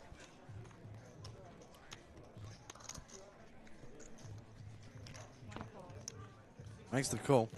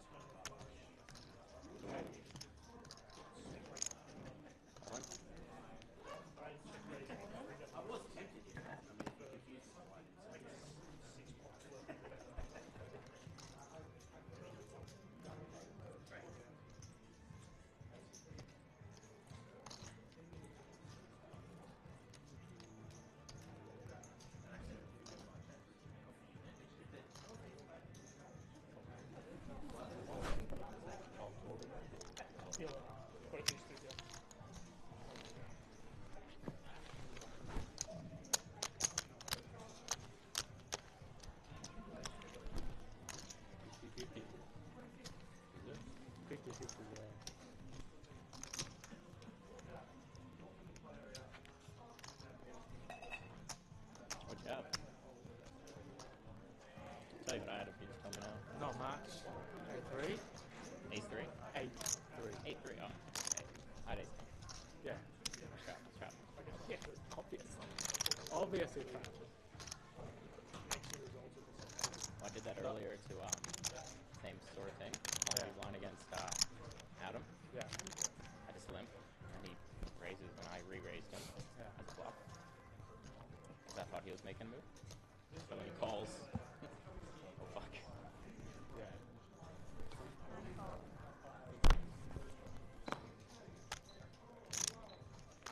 Alright, Kilo punch up next 10.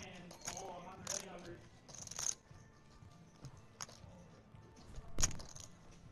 One range. 100.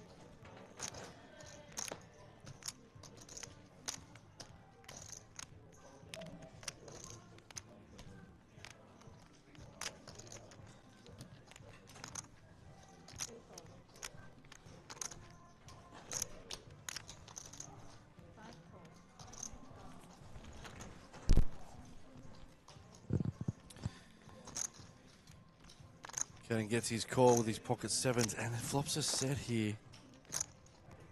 Mardanbeigi is open-ended as well. This one could be a firework hand. I don't know if... well, he is in the big blind, so the range of flopping the straight here is very big. And he's bet 55 with Jack to be able to call. I think he's probably just going to get the flat. Interesting to see if Jack goes any harder than that, which he hasn't. We're going to see a turn card. It's a 2 brick card for Jack. It's all good for Cadeyrn, and you'd like to see him go strong after this check. Pot's 395,000, and he has Cadeyrn has 725. Wants to really push away the flush draws and the straight draws here that haven't particularly made it. I'd like to see a sizing around 200 plus.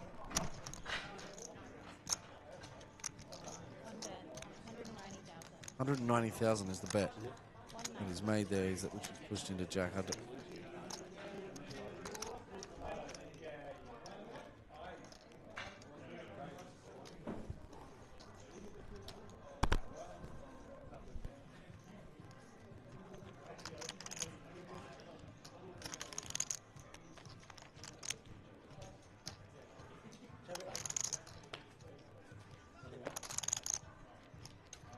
You got anything, Katie?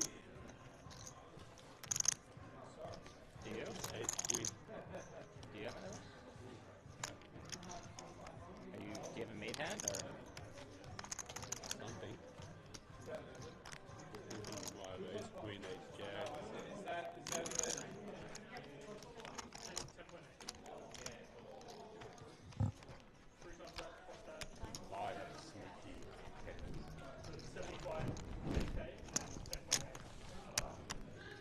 Yeah, that's good from Cadeyrn. He really just had to make that sizing there, so he wasn't able to, for Jack able to play. I think anything less or lower there, he might think about it, but that particular sizing is only going to leave him with about 200 bucks, 200 left in his stack. So if you're looking from stack to pot ratio, it's a fairly decent size there. It's going to keep him to stay away. Otherwise, he really needs to hit that particular 8 outs or he's toast.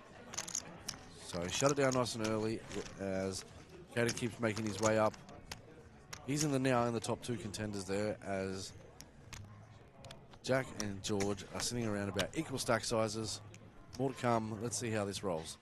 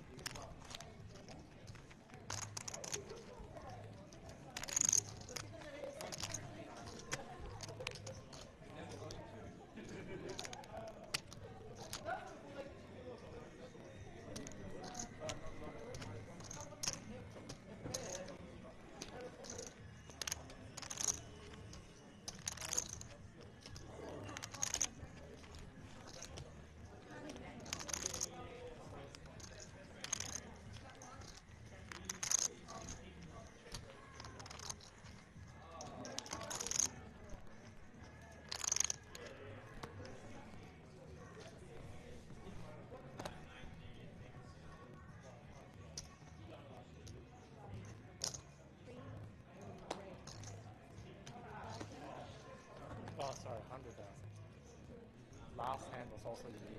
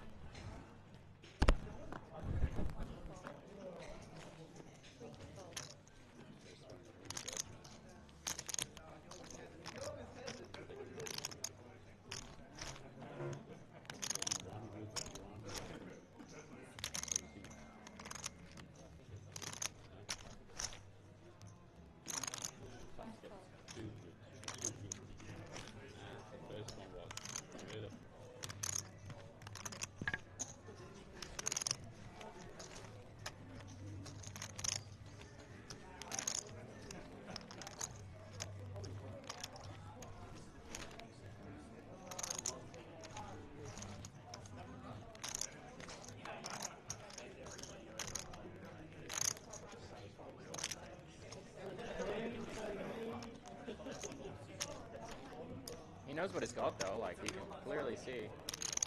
For everybody else. 1, 2, 3, 4, 5. Like For everybody else to see how much. you got 1, 6, 1.6, 1.7, 1.8, 1.9. That's not 1.95, 1.95. Yeah.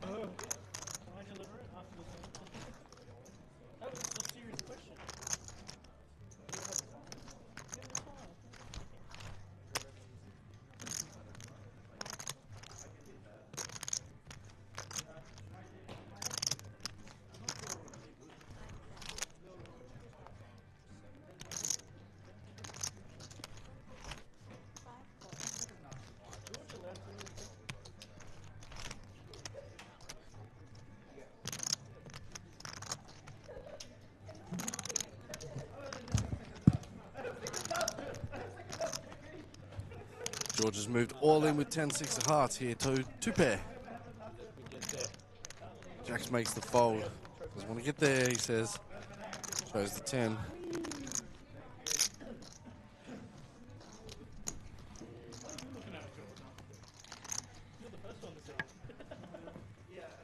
Round 2 of the Mando.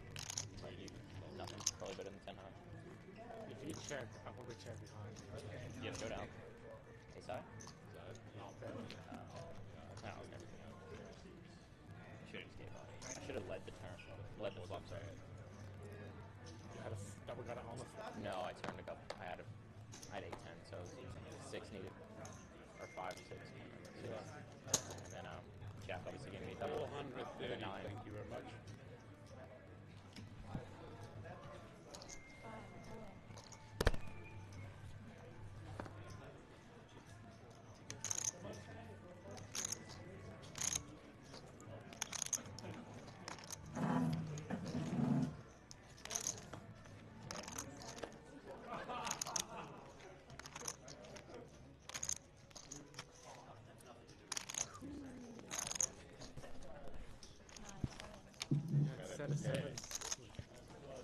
What the? 112. Is he dead? He was so dead. Should have small. Oh no, he wasn't dead. Sorry, he had open window. He had an open window. Yeah, he had a far. I like Dude. Ace high. The boys are all in here. We've got Ace Jack versus Pocket 7. Mardanbeigi at risk. He's all in for 430,000. 3, Queen, 5. Needs Ace Jack or a full. Oh my gosh. Jack to the rail. There is 3 remaining. Yeah. Revenge. Well done. Well done, people. Well played. Well done, Rudy. 2,500 in cash there as Jack goes through the registration desk. And the boys are playing I would have loved it though. Fucking hell. for 14,000. Short stack. 15,250 remaining between the top 3 here. But I would have called Jack. Georgie.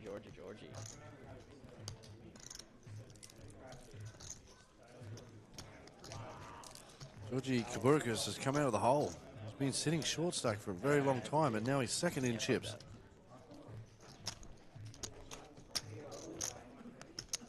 That's the biggest stack over there, isn't it? Are you in the last longer? No, I'm not. The one. He's previously won this event, Yeah, you got more chips than me. the Gladiator, which is regularly called. He's going for his second title here. 3 something each. 375 each.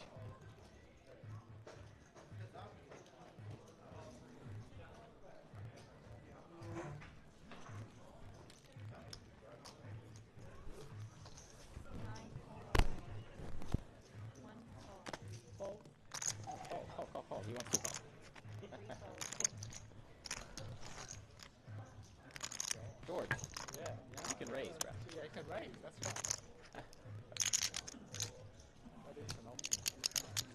That's so palsy. He's sitting there with kings. He's sitting there with aces, and I come second.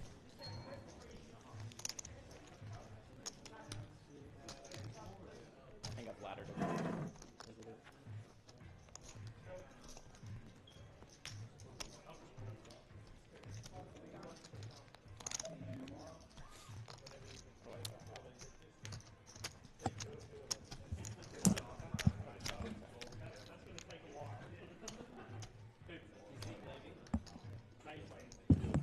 Waiting for what?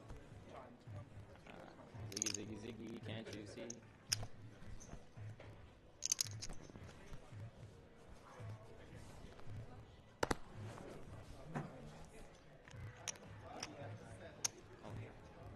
One, all in.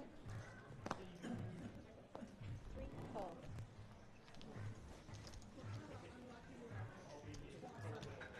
$5.25, George. Yep.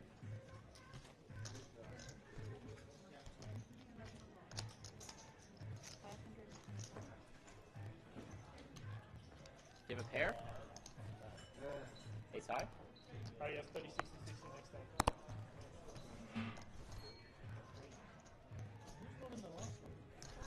Me.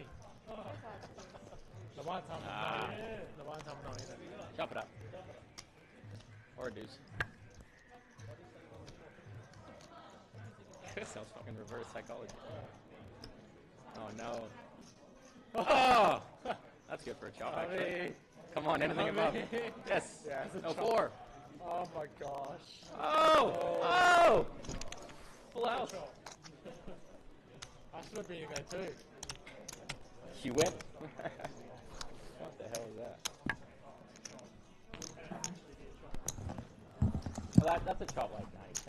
Like, Yeah, whenever anyone says that's a chop, it's coming 4 moves from the window. deuce.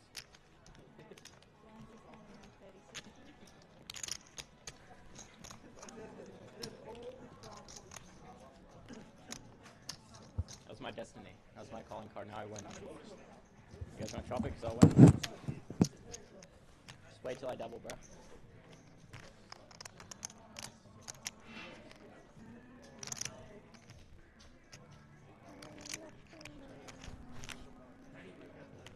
George can't win. He won the other night.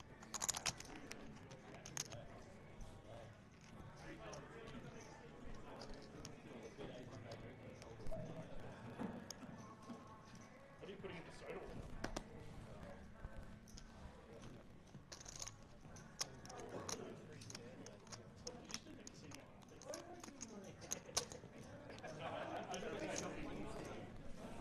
Yeah, you get mild. All in. One all in.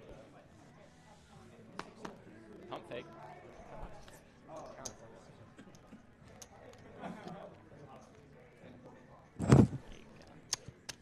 500.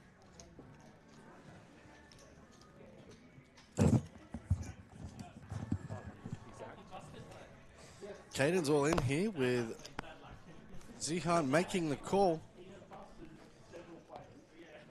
Shows his queen jack and Cadeyrn's got ace 3 currently in the lead. 60-40 here, 60-40 flip. Let's see if he gets to make it down.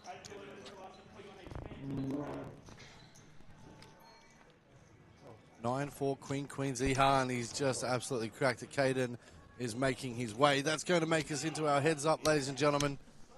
Right there is Zehan Wen versus George Kabourakis, and Cadeyrn goes and collects himself $3,500. We're going to take a short break here, ladies and gentlemen, as we come back to the heads up action.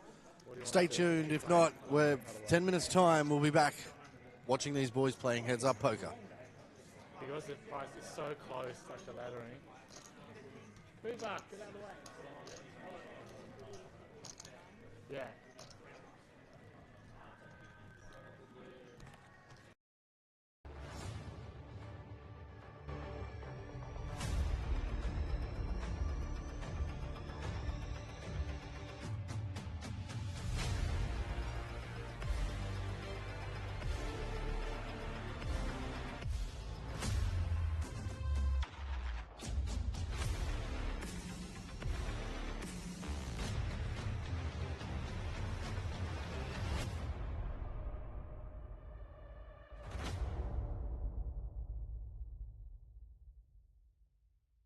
In the north of Brisbane, a poker storm is coming.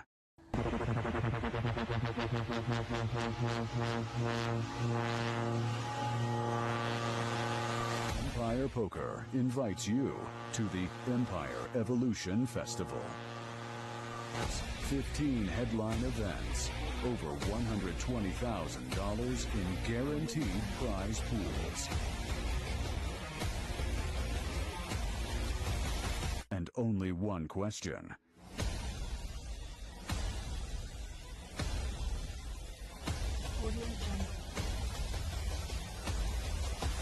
Who will be the next champion? Empire Evolution, July 26th to August 4th, Wantima Country Club, Brisbane. Will you rise or be left behind? Empire Evolution. Fuel the fire.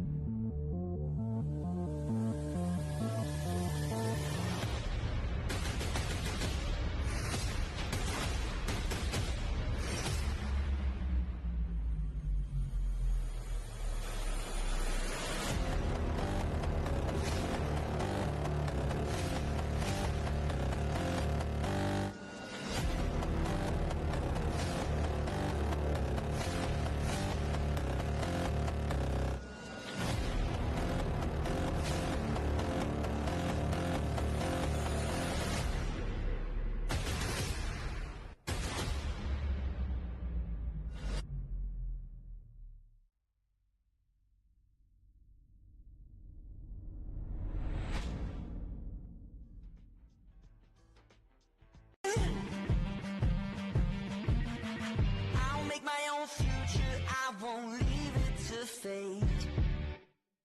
I'll rise so high, I'll be the Empire stage. I'll learn my lessons from my scars and mistakes.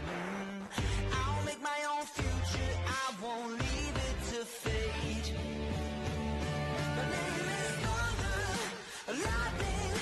My name is something very frightening. My name is adrenaline, exciting. You don't believe. My name is thunder, lightning.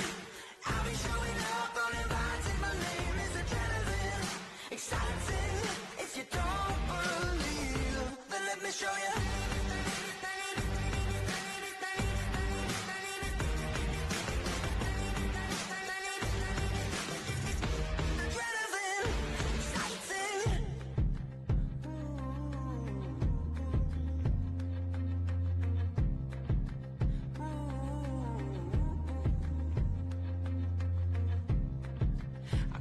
Off my chest, I'm gonna be the best.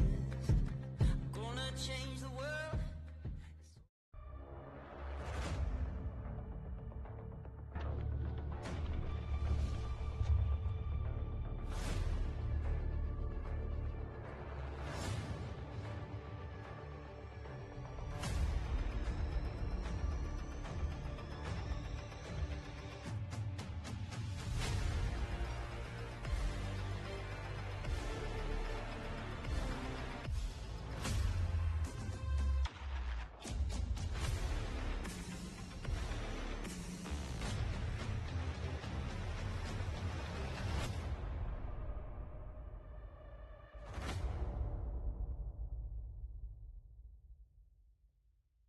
In the north of Brisbane, a poker storm is coming.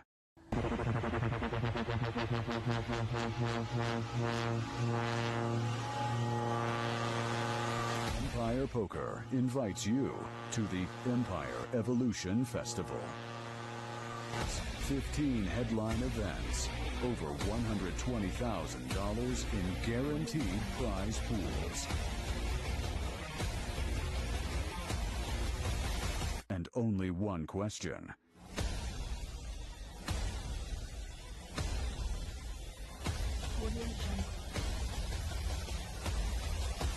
Who will be the next champion? Empire Evolution, July 26th to August 4th, Wantima Country Club, Brisbane. Will you rise or be left behind? Empire Evolution. Fuel the fire.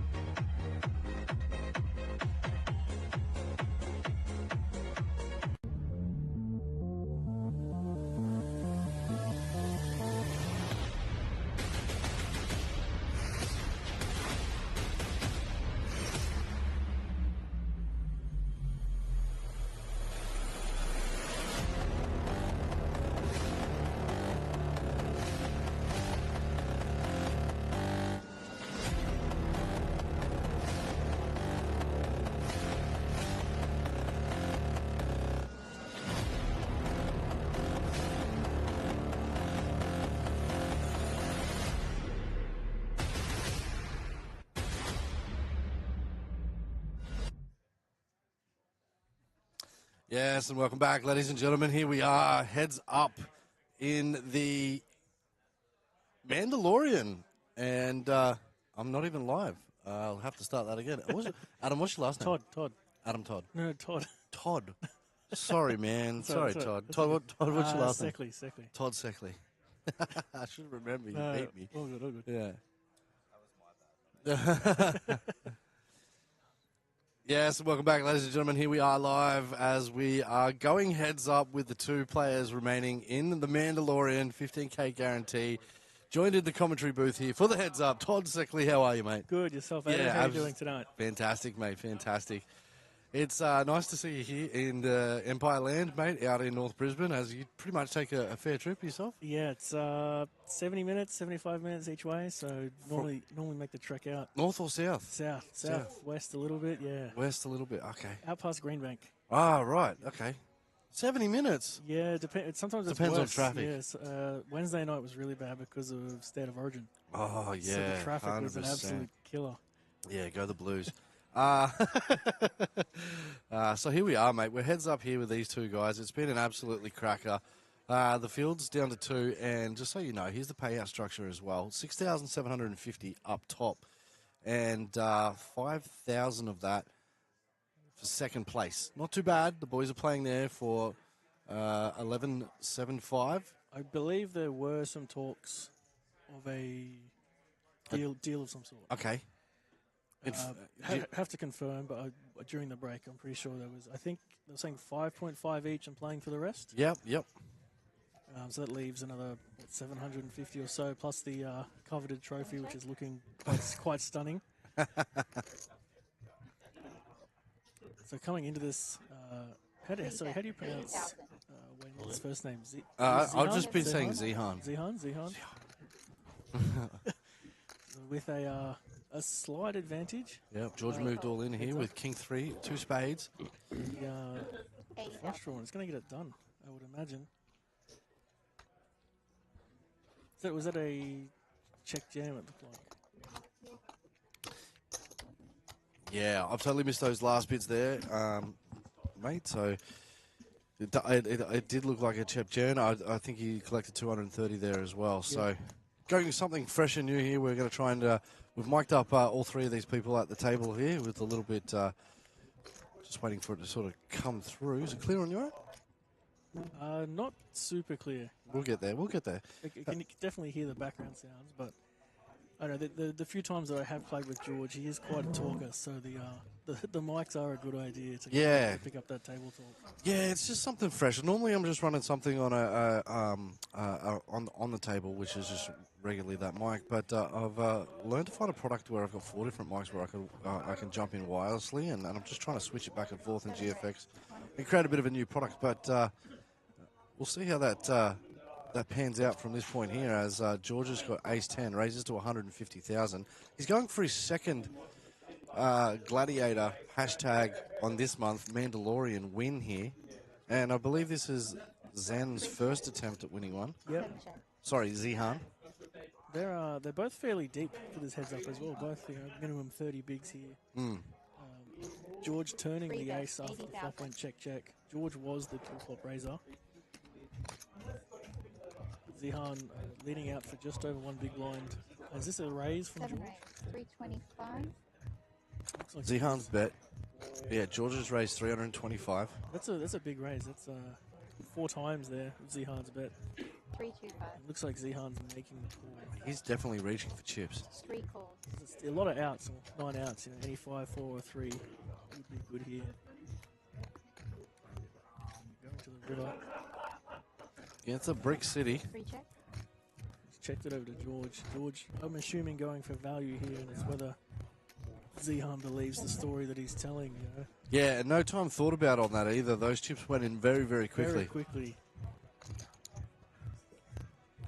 Depending on who you ask, sometimes that's a sign of strength, and sometimes it's a sign of weakness as well. So in this scenario, it's a sign of strength. But that flush draw did miss here. The story that George is telling is that he's got a strong ace. Check the flop, raise the turn, and now continuing on the river. The body language is interesting here. He's definitely looking at his chip stack. He is thinking, what is it here that I can represent? There's not that much other than a strong ace or a set that's really going to be able to rep. I don't... Yeah, for all sakes, I hope Zehan doesn't think about getting this in at this point. Well, it is hard for George to have a set given the pre-flop action. Sorry, the flop action. Get going check with the draw heavy board. But Zehan definitely giving this some thought. 675.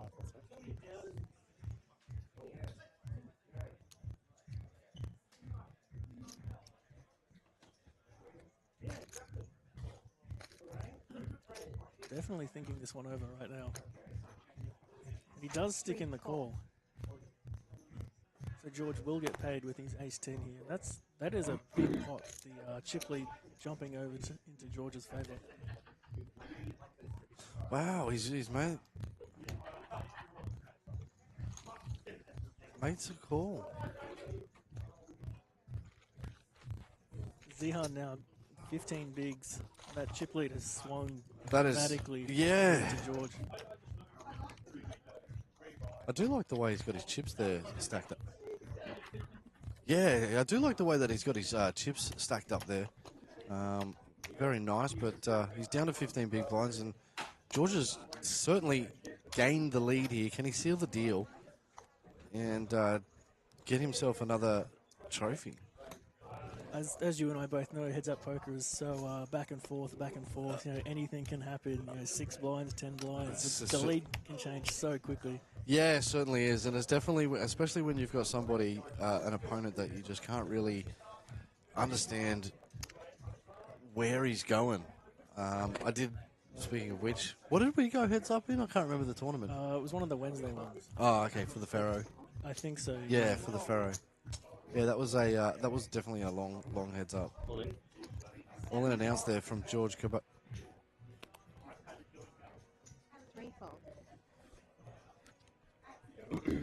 Is it a limp and then a jam from George? Is that what happened?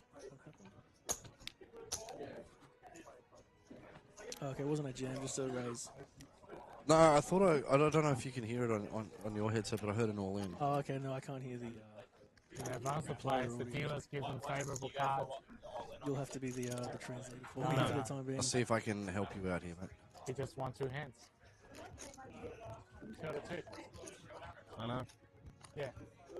He just had an 8. I didn't play many hands on the final table, to be honest, did I? Yeah. The whole way through.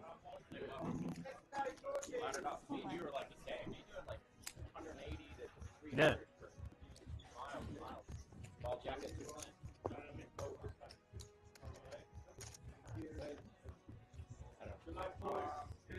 Thanks, Roberto Perino.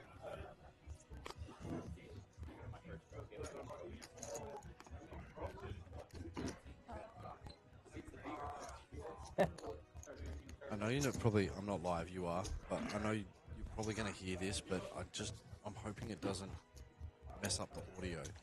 So, can you hear that now? No. That's so interesting.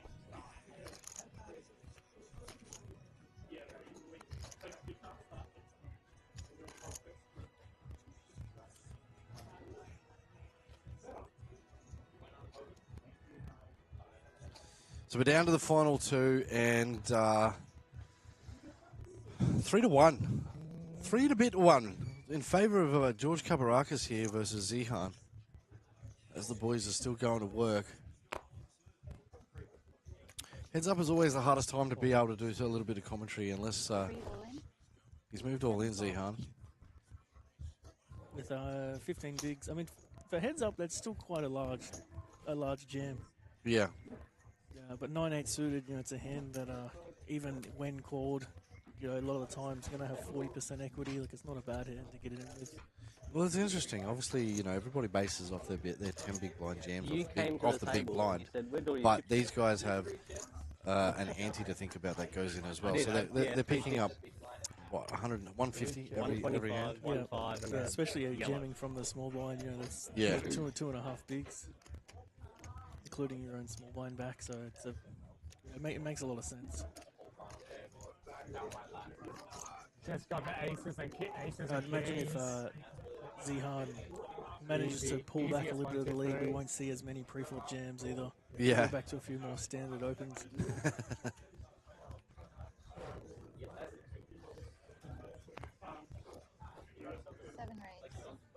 275.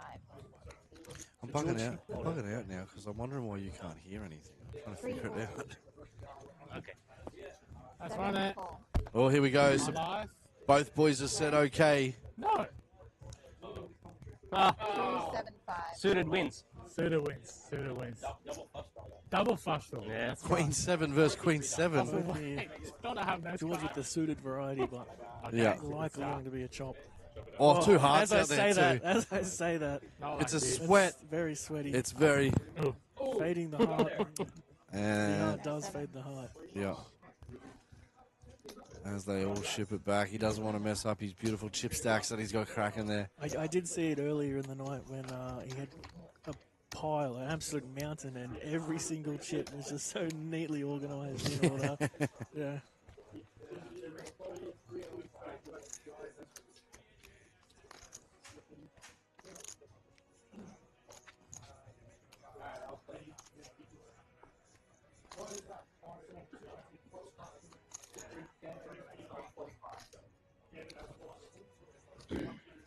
Scary flop. for the same hand. It was still quite a big turnout for the Mandalorian today, despite the rain. Well, yeah, I was having a look at the last Gladiator that we had. We were 2 players short of what we did, and it was raining all day. So Yeah. they're still definitely coming out here to Empire, and it's been Saturdays are just glorious here. I love it. Yeah, I mean you've got the footy on the screens. You've got an entire day of poker. Yeah. It's relaxed. It's good. Zehan here to be top pair.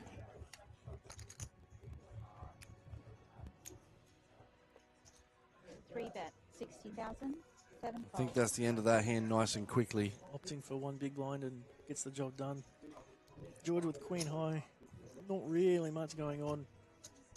Maybe if it was queen 3 of spades, might have floated for one big blind, but in this scenario, not suited, and Zehan just takes it down. So slowly bringing back the chip lead from George. You know, started with 15 bigs after that ace-10 hand, and he's up to 18. So it's just slowly chipping away at the Goliath, the mountain of chips that George has got in front of him. Yeah, 100%. We're going to find it here somewhere. Oh, yeah, 100%. We're going to find a hand here that's going to let these two planets collide with their monster chip stacks. At any point you start hearing something like other audio other than me, can you just let me know? Yeah. 7 raise. 3, 2, 5.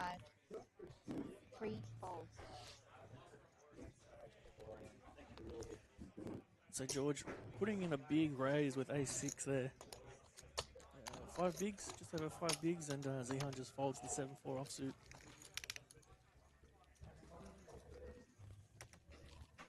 Just a lot of back and forth currently, as you'd expect from a heads-up battle.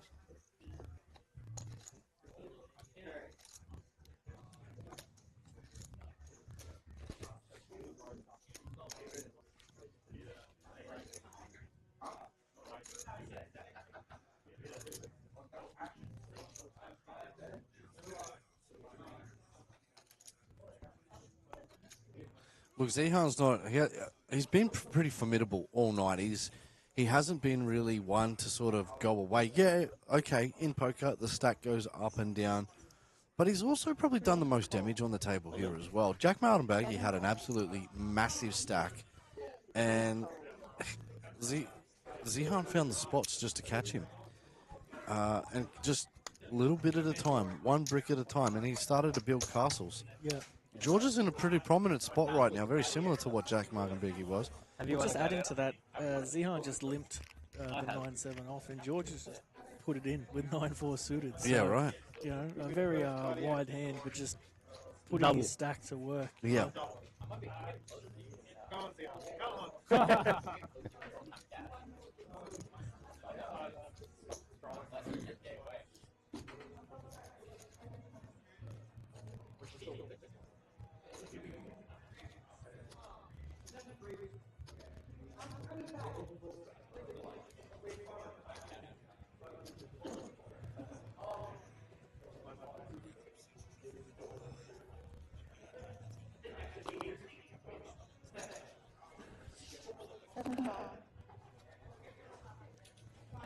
So George folding the 9-7 off there, and Zehan actually getting a walk with ace-king offsuit.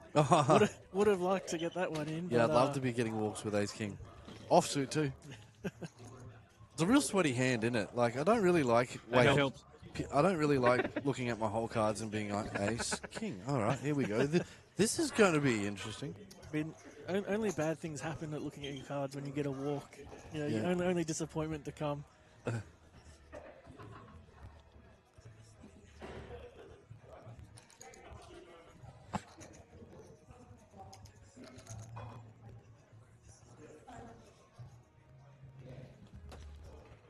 Zehan with the ace-deuce, 15 bigs. Do you reckon this goes in? Pre? No, he's just called. And George is jammed here with king 10. Imagine Zehan puts in the call, and he does. So we're going all in king 10 versus ace-deuce. Slight favourite, the ace deuce. Second all-in flip of the heads up here. Zehan in front. George needs to catch a king or a 10. 5-3-3. Not a great flop for king 10. 6-3-3. 5 for a turn, jack on the river. No good. That gets the first double up for Zehan. As I was saying before, like he's made the right call there. Yeah. And all of a sudden, we're essentially back to even, you know? Yeah. 30 bigs each. I don't think we'll see too many of those pre-flop jams as it stands currently.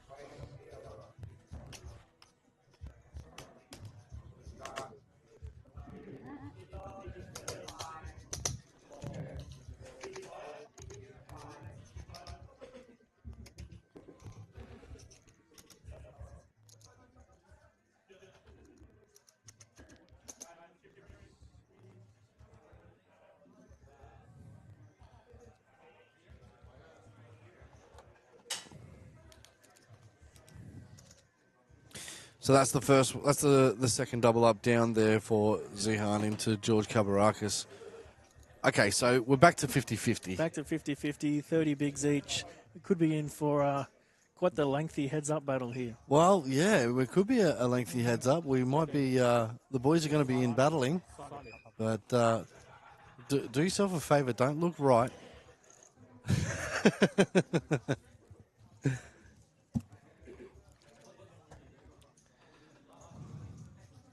So as you can see to the left of the screen, we've got the beautiful golden wings, which is starting to become pretty synonymous with any Empire premium event. It's put it on your bucket list. If you come into Brisbane, need to get yourself a set of golden wings. We've got 13 of them with coming in the new festival, which is just around the corner.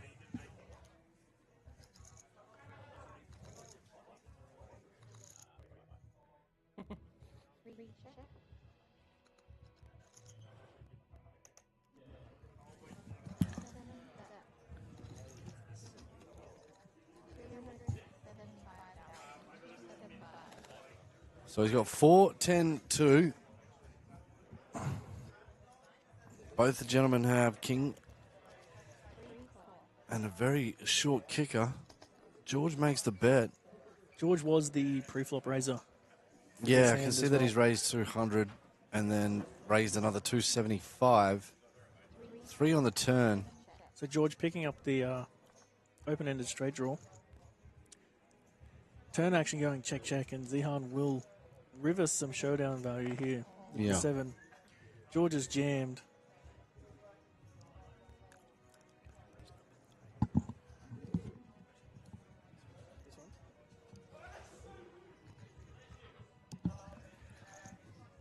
And so now Zehan at risk to make this call, and he does.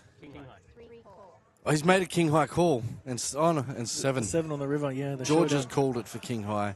Well, George has jammed it. And no, correct. I wasn't talking about the action. I could hear him on the on the microphone saying king high.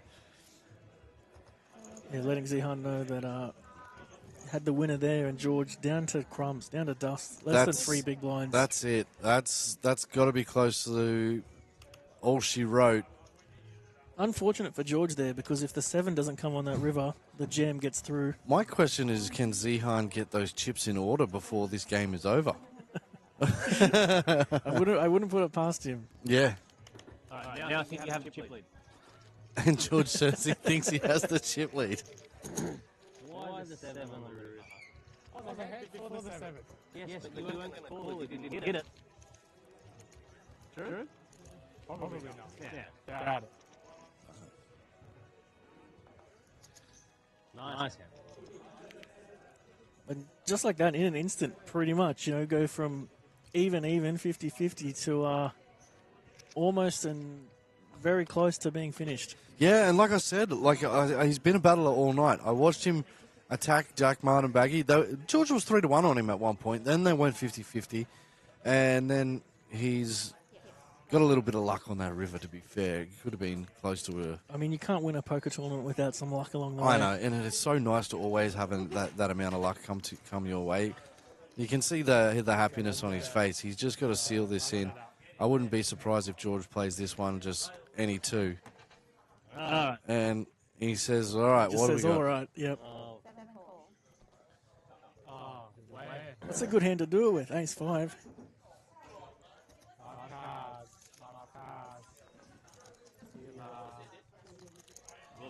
9-4-2. George is in front. Yeah, looking for Look Jack at and Jack for a only. 3.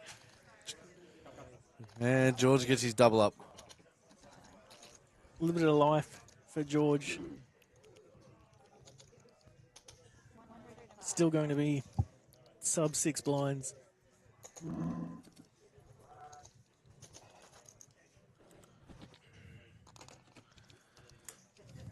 But as it stands, if you were a betting man, you'd be putting all the chips on Zehan right now. Yeah.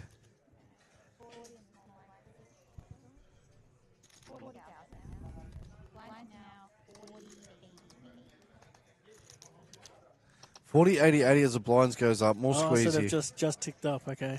So George back down to 3 blinds.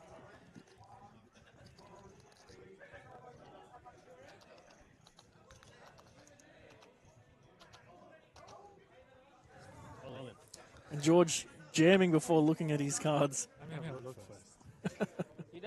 Zehan wants to look for 3 bigs, and he makes the call with 9-8 off. Oh, 7 high. 7 high, George says. George is live with with the flush draw as well. Yeah. 6-4, 6-4-8. We've 2 pair versus the straight. Wow. Oh, my God. And George holds with the flop straight. I went all in blind with 5-7. The flop is 9-8-6. He's got 9-8. Yes. Just like that, back-to-back doubles for George. 9-8-6.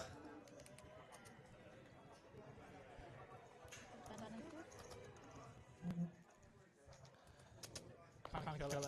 Can't kill the bad agent. 88. So George still short here, but enough chips that he has some fold equity if he chooses to from the big blind.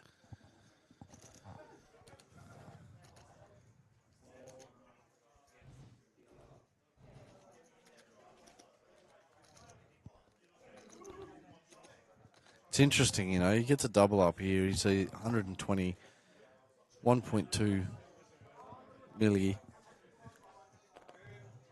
And it could go back to a real certainty heads up. Back to 15 blinds. Yeah. Yeah. And that, like I was saying earlier, you know, heads up is just so swingy. It's Yeah. just back and forth, back and forth. Anything can happen.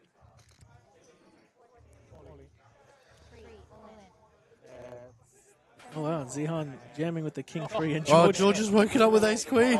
Can it be number 4?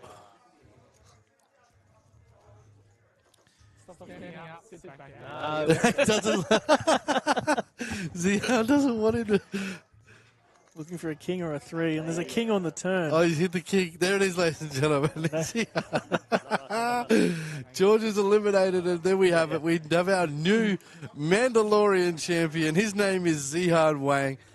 Congratulations to him. It's been that was a funny few last moments there, it was. especially with George getting it in, and Zehan was like, Tell him to sit back down. Yeah. Oh, it's been absolutely fantastic. Thank you for joining me in the. Thank you for having me for the end of the heads up. Yeah, and we're going to leave you guys with this footage of our champion. Thank you for joining us for our coverage. Please join us again within our next one. We do this every Saturday, and we are trying to get our Thursday nights live cracking. So if you do want a game, come down every Thursday here for a 150 buy-in, 1 re-entry, and an add-on option. But if you haven't seen what's cracking here at Empire, also make sure you go over to www.empirepoker.com.au. We've got all our schedule of games all up and ready to go. And check us out on Facebook as well, because if you want to have a look at our schedule that's coming up for the Evolution Festival, 13 events is available there as well. Have you seen it yourself? Yeah, there's 6 flights for the main. Yeah, That 6 should flights. be a very, very big main, I'm anticipating. Yeah, and 400,000 guaranteed for that, 20,000 guaranteed for the high roller. We've got a 1.1K buy-in with Ryan Sylvester for Sylvester & Co. Single day event. That'll be that'll be phenomenal.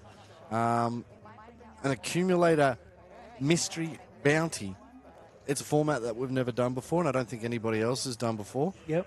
Whereas the Mystery Bounty generally goes down to 20% or 30% of the field.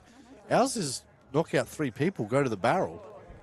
Oh, okay. So you got to accumulate the chips. Yeah, okay. But if you get 2 chips and you're all in, all those chips go with you. Oh, okay. So you could double up on somebody else's bounty and take their hard work. Yeah, gotcha. So we love the fact that we're coming up with fresh new ideas. Yep.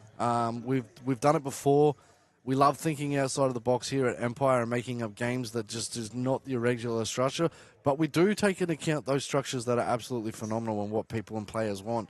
So come see myself, Taylor, or George, and have a bit of a yarn. If there's something that you like and it tickles us, maybe you might see it in there. Yep. Oh, did I mention that we're having a PLO bomb pot?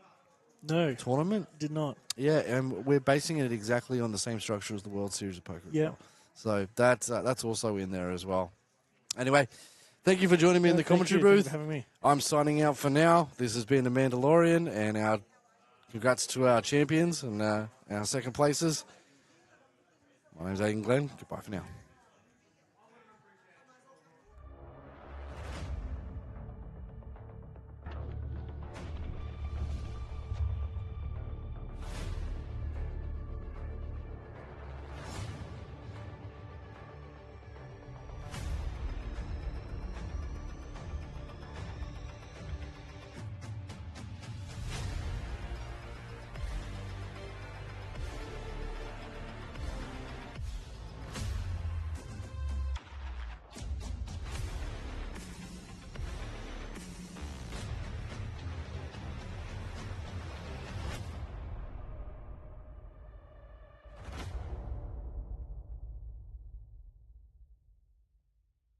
In the north of Brisbane, a poker storm is coming.